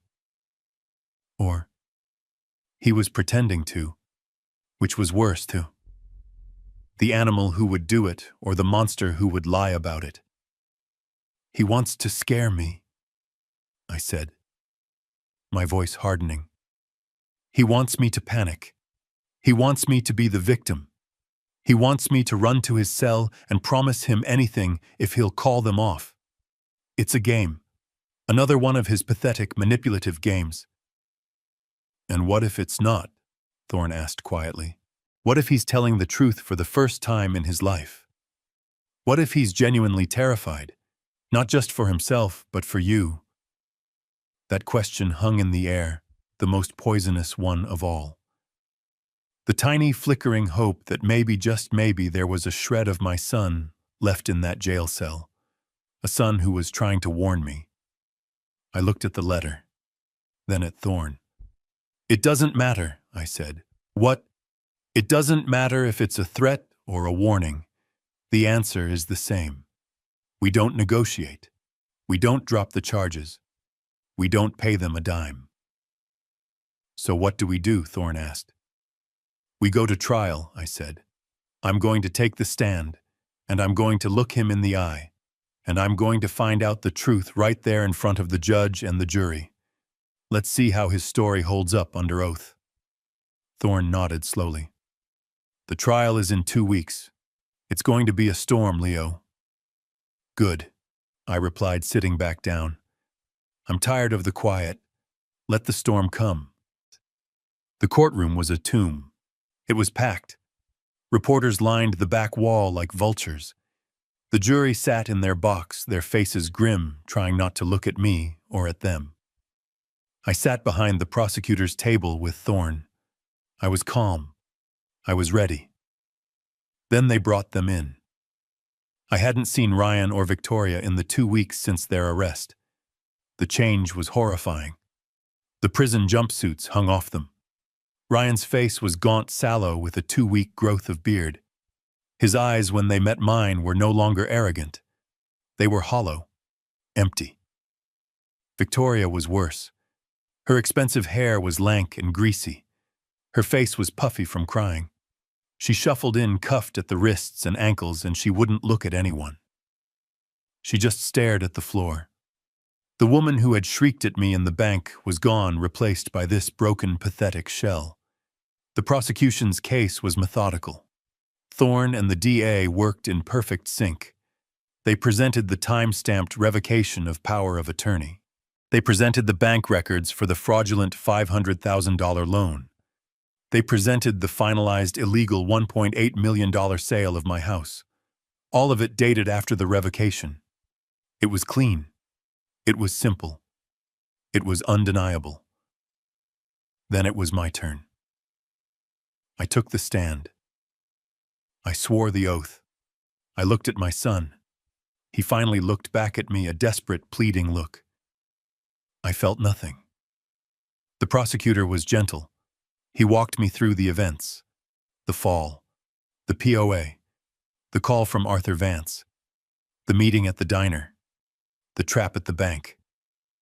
It was a clear, devastating narrative of deception. Then, it was the defense's turn. Ryan's lawyer, a sharp, expensive-looking man named Kessler, approached the stand. He wasn't going to argue the facts. The facts were undeniable. He was going to argue the motive. He was going to put me on trial. Mr. Hayes, he began, his voice smooth and sympathetic. This must be very difficult for you, your only son. I am here to state the facts, I said. Of course, of course. Let's talk about those facts, Kessler said, pacing in front of the jury. The fact is, you are a very, very wealthy man.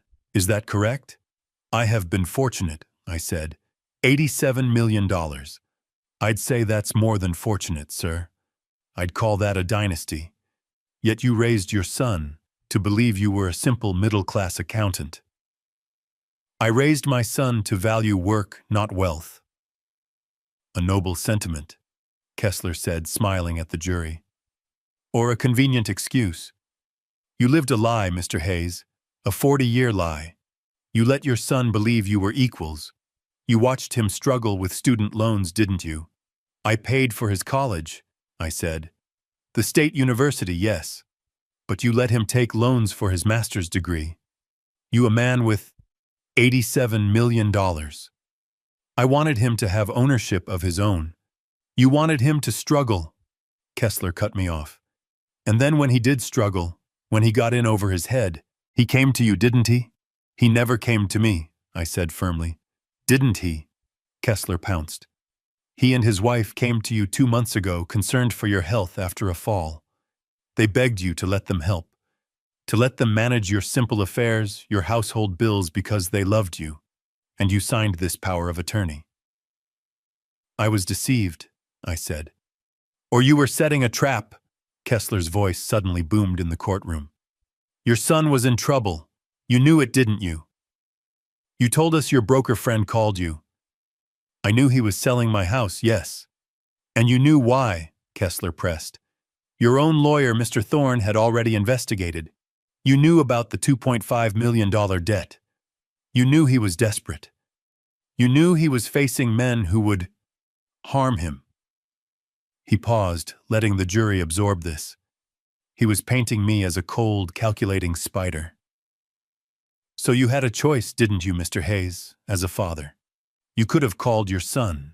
You could have sat him down and said, Son, I know you're in trouble. I can help. Here's the money. You could have saved him. But you didn't, did you? He stole from me, I said, my voice low. He was desperate.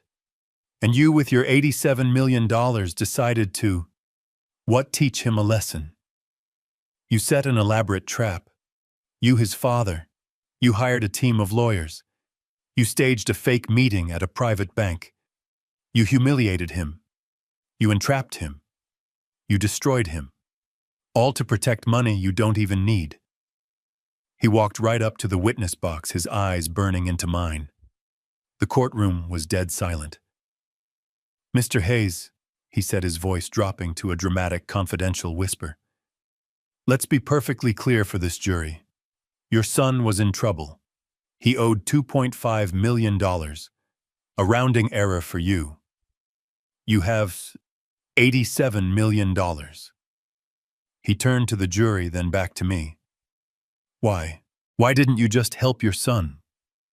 Why set this elaborate, cruel trap? Why not just be a father?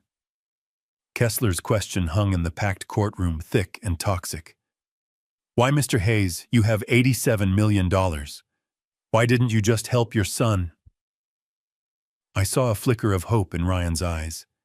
He leaned forward. This was his only defense. That I was the monster. That I was a rich, cruel father who had pushed him into a corner. I did not look at Kessler.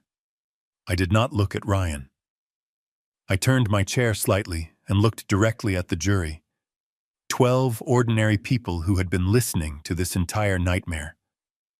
I waited. The silence stretched. A woman in the back row coughed nervously. Finally, I spoke. My voice was not loud. It was not angry. It was just tired and clear. Because he never asked. Kessler frowned, thrown off by the simple answer. I'm sorry, what? He never asked. I repeated, making eye contact with a man on the jury who looked about my age. You ask me why I didn't help my desperate son. But a desperate son comes to his father. A desperate son says, Dad, I'm in trouble. I failed. I'm scared. I need you. If he had done that, if he had ever done that, I would have helped him. I would have been angry. But I would have helped. I paused, then continued. But Ryan didn't come to me as a son. He came to me as a thief. Objection, Kessler shouted. That's for the jury to... Sustained, the judge said. Mr. Hayes, just answer the question. I am, Your Honor, I said, turning back to the jury. The lawyer asks why I didn't just give him the $2.5 million. The reason is simple. He didn't want $2.5 million. He wanted everything. He stole what he thought was my entire life. He stole my home, my wife's memories, everything I had in the world. And he did it by tricking me into signing a paper. I leaned forward. This isn't about a father refusing to help his son. This is about a son who tried to make his own father homeless. I saw the jury's eyes widen. They had forgotten that part. He didn't just take my house. He came to the bank with his wife and handed me a check for $10,000. He told me to go find a room in a dump. He gave me 24 hours to get out of the home I had lived in for 40 years. He had already called movers to take my things, my wife's belongings, to a cheap storage unit. That is not a man asking for help, Mr. Kessler. That is a predator closing a deal. I looked over at Ryan. He had his head in his hands. Victoria was staring at me, her face a mask of pale, stunned hatred. You talk about my $87 million. I said, my voice rising just a little. You want to make this about my money. My wife and I.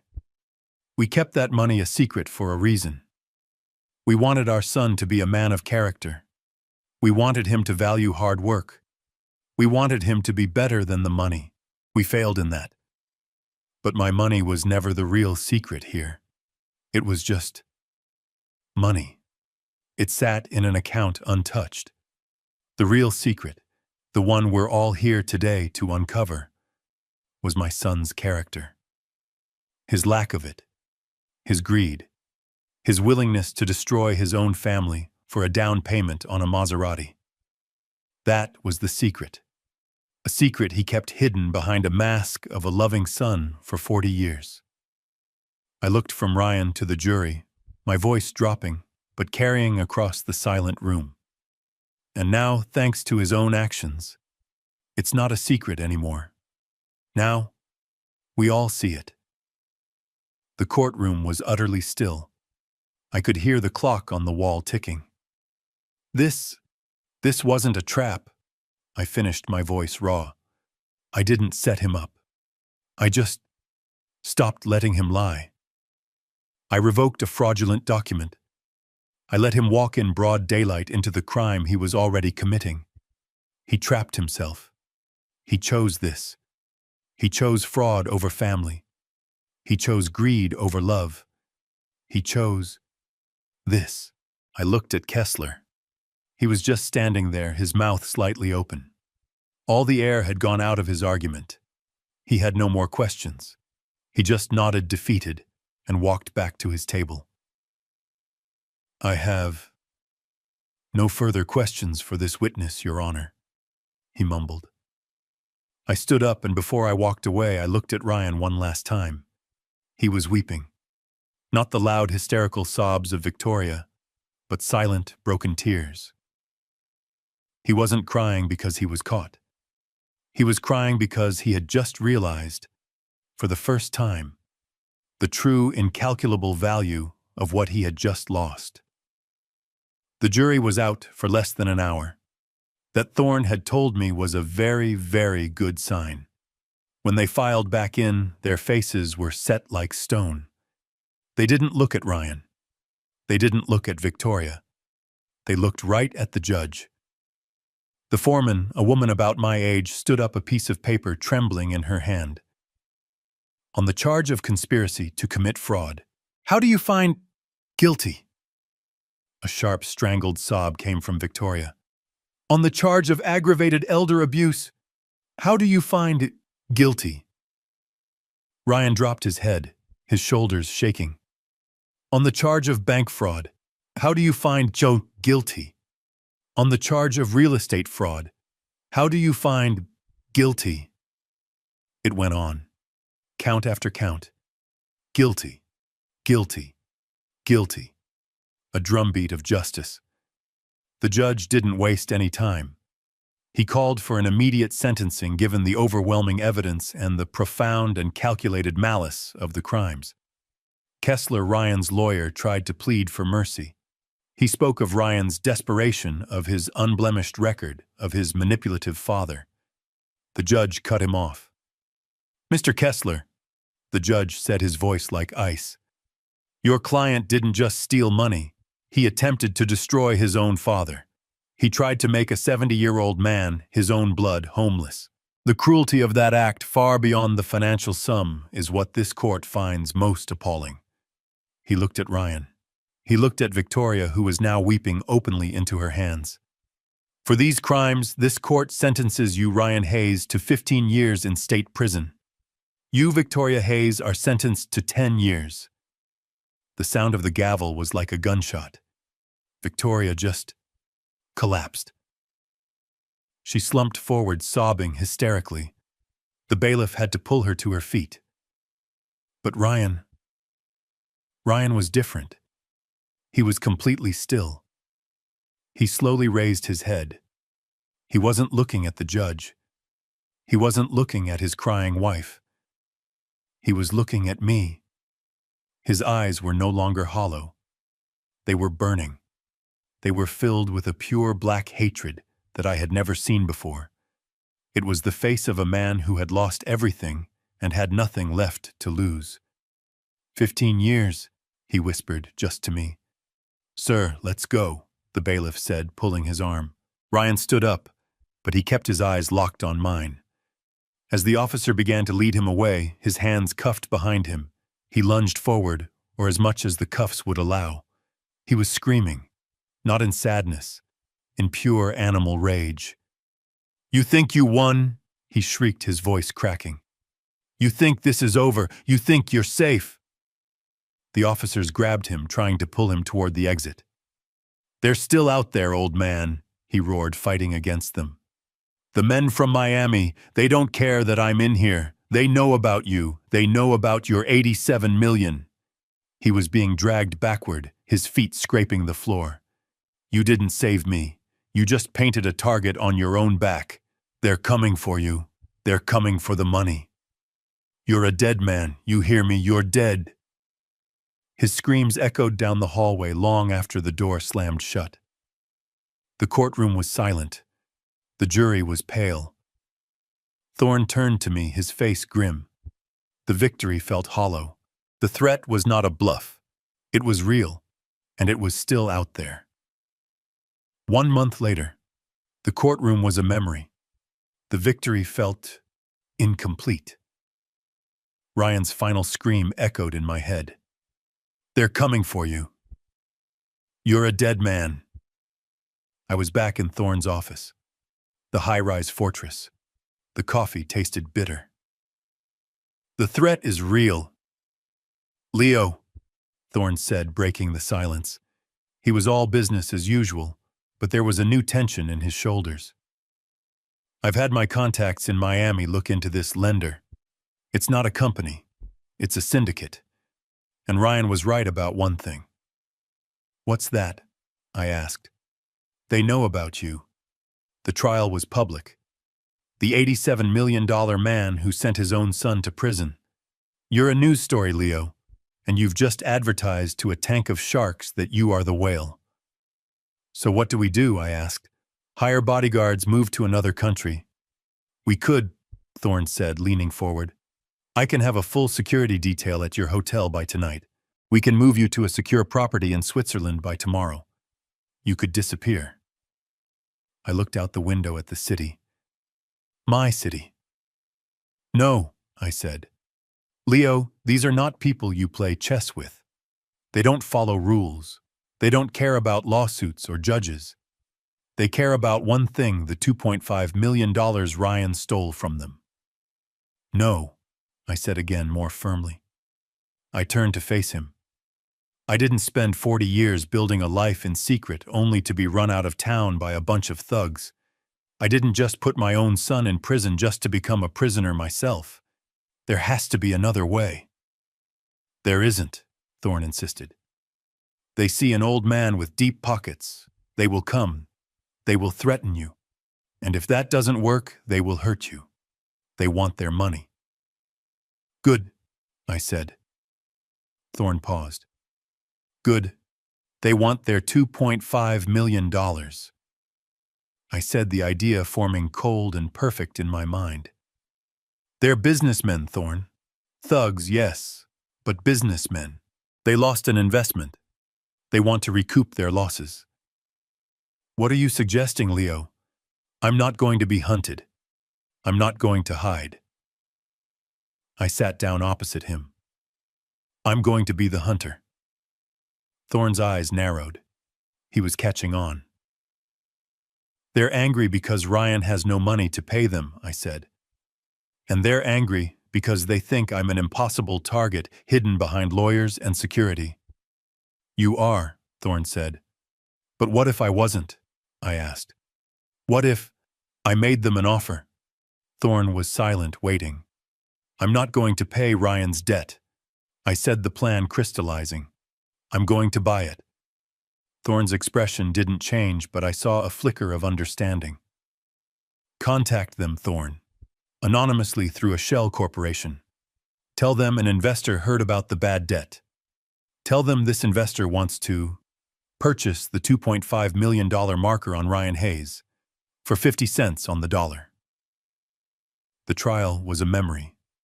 The victory felt incomplete. I was back in Thorne's office high above the city. The coffee in my hand had gone cold. Ryan's final scream echoed in my head, a loop of venom and desperation. They're coming for you. You're a dead man. The threat is real, Leo, Thorne said, breaking the silence. He was all business, but there was a new tension in his shoulders. I've had my contacts in Miami look into this lender. It's not a company, it's a syndicate. And Ryan was right about one thing. What's that? I asked. They know about you. The trial was public. The $87 million man who sent his own son to prison. You're a news story, Leo, and you've just advertised to a tank of sharks that you are the whale. So what do we do? I asked.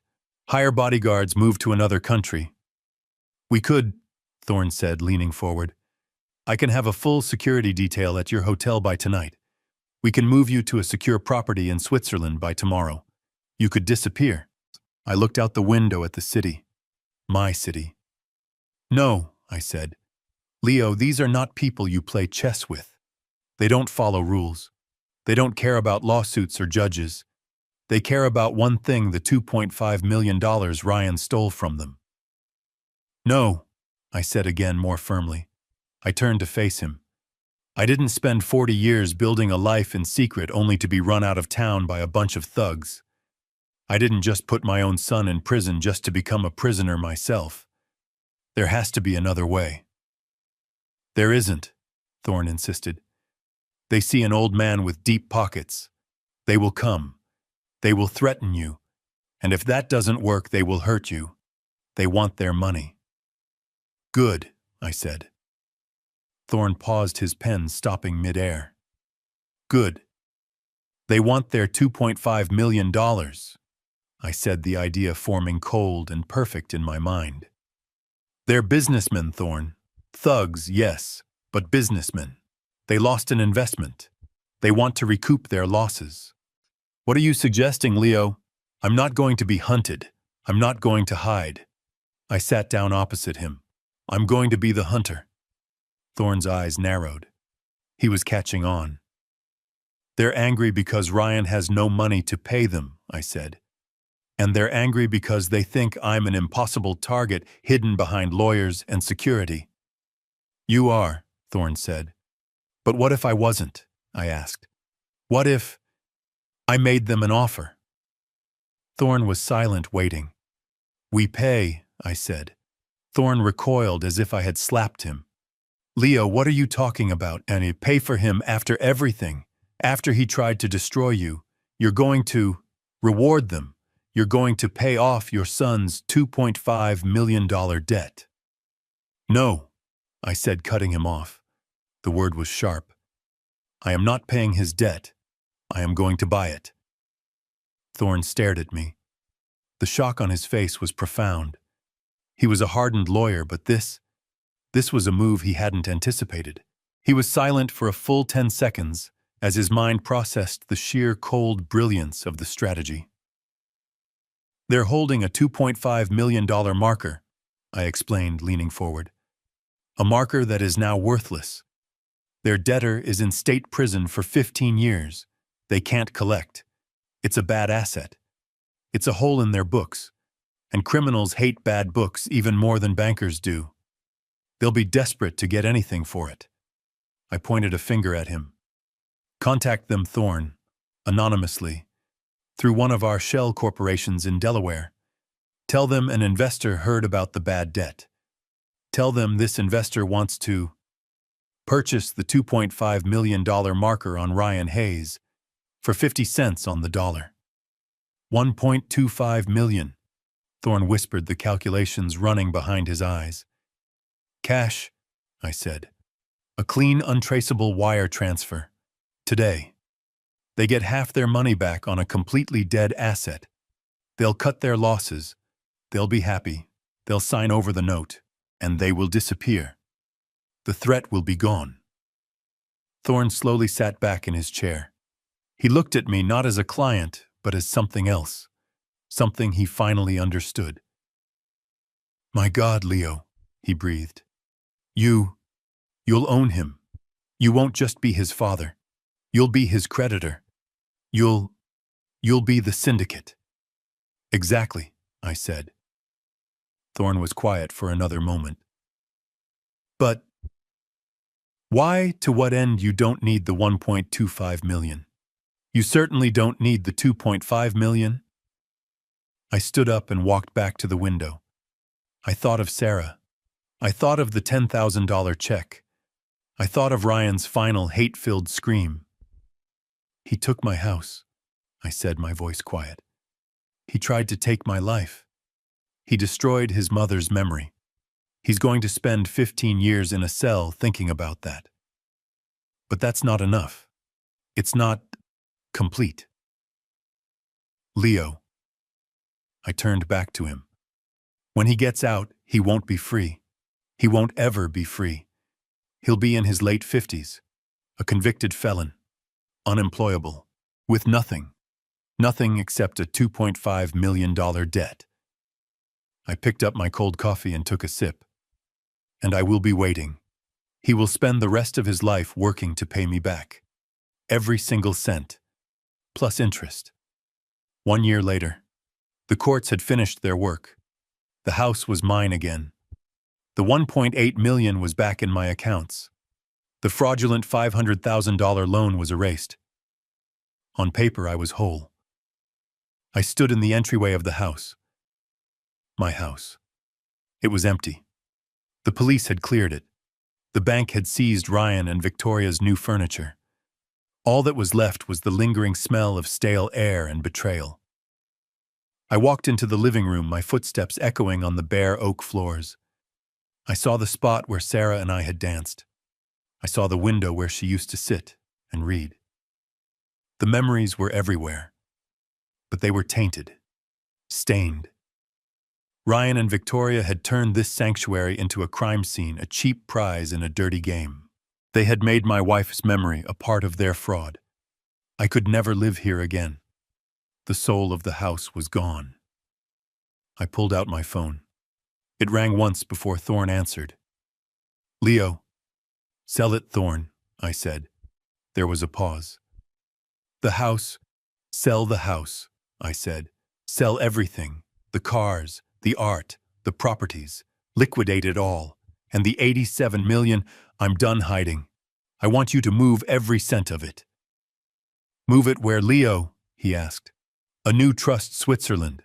A foundation," I said. "A public charitable foundation. I want to give it all away." This time the silence on Thorne's end was longer. "All of it. All of it," I confirmed. "I'm tired of being a secret. I'm tired of what this money does. Let's make it do some good. Let's make it a sword, just like Sarah said." Today, I am not a secret millionaire. I am just Leo. I live in a simple, clean 2-bedroom condo downtown. I answer my own phone, and every morning I go to work. I walk into an office building, a building I own but no one knows it, and I sit at a simple desk. On the glass door it reads, "The Sarah Hayes Foundation for Elder Justice." I am the founder and the first client. We provide free legal services to elderly people who have been victims of financial abuse by their own families. We are their shield, and we are their sword. My son Ryan is still in state prison. He has 9 years left on his sentence. He works in the prison workshop earning 42 cents an hour. Every month, by court order, a portion of those meager wages is garnished to pay back his $2.5 million debt. He thinks he's paying back a faceless syndicate in Miami. He has no idea that I bought that debt. He has no idea that every penny he earns, every single cent he pays, goes directly into the Sarah Hayes Foundation. He is, without knowing it, funding the legal defense of the very people he represents. He is paying for the lawyers who fight men just like him. Justice is served. The debt is being paid. Sarah, you can rest now. This story serves as a powerful reminder that greed is a devastating poison. It shows how the desperate pursuit of unearned wealth can completely corrupt a person's character, leading them to betray the most fundamental bonds of family. Ryan and Victoria's actions, driven by debt and a sense of entitlement, highlight a dark truth. Some people see family not as a source of love, but as a financial resource to be exploited. Ultimately, the story teaches us that true strength isn't measured in dollars, but in integrity, and that the consequences of choosing fraud over family are absolute and inescapable. What would you have done if you were in Leo's position? Let us know in the comments below.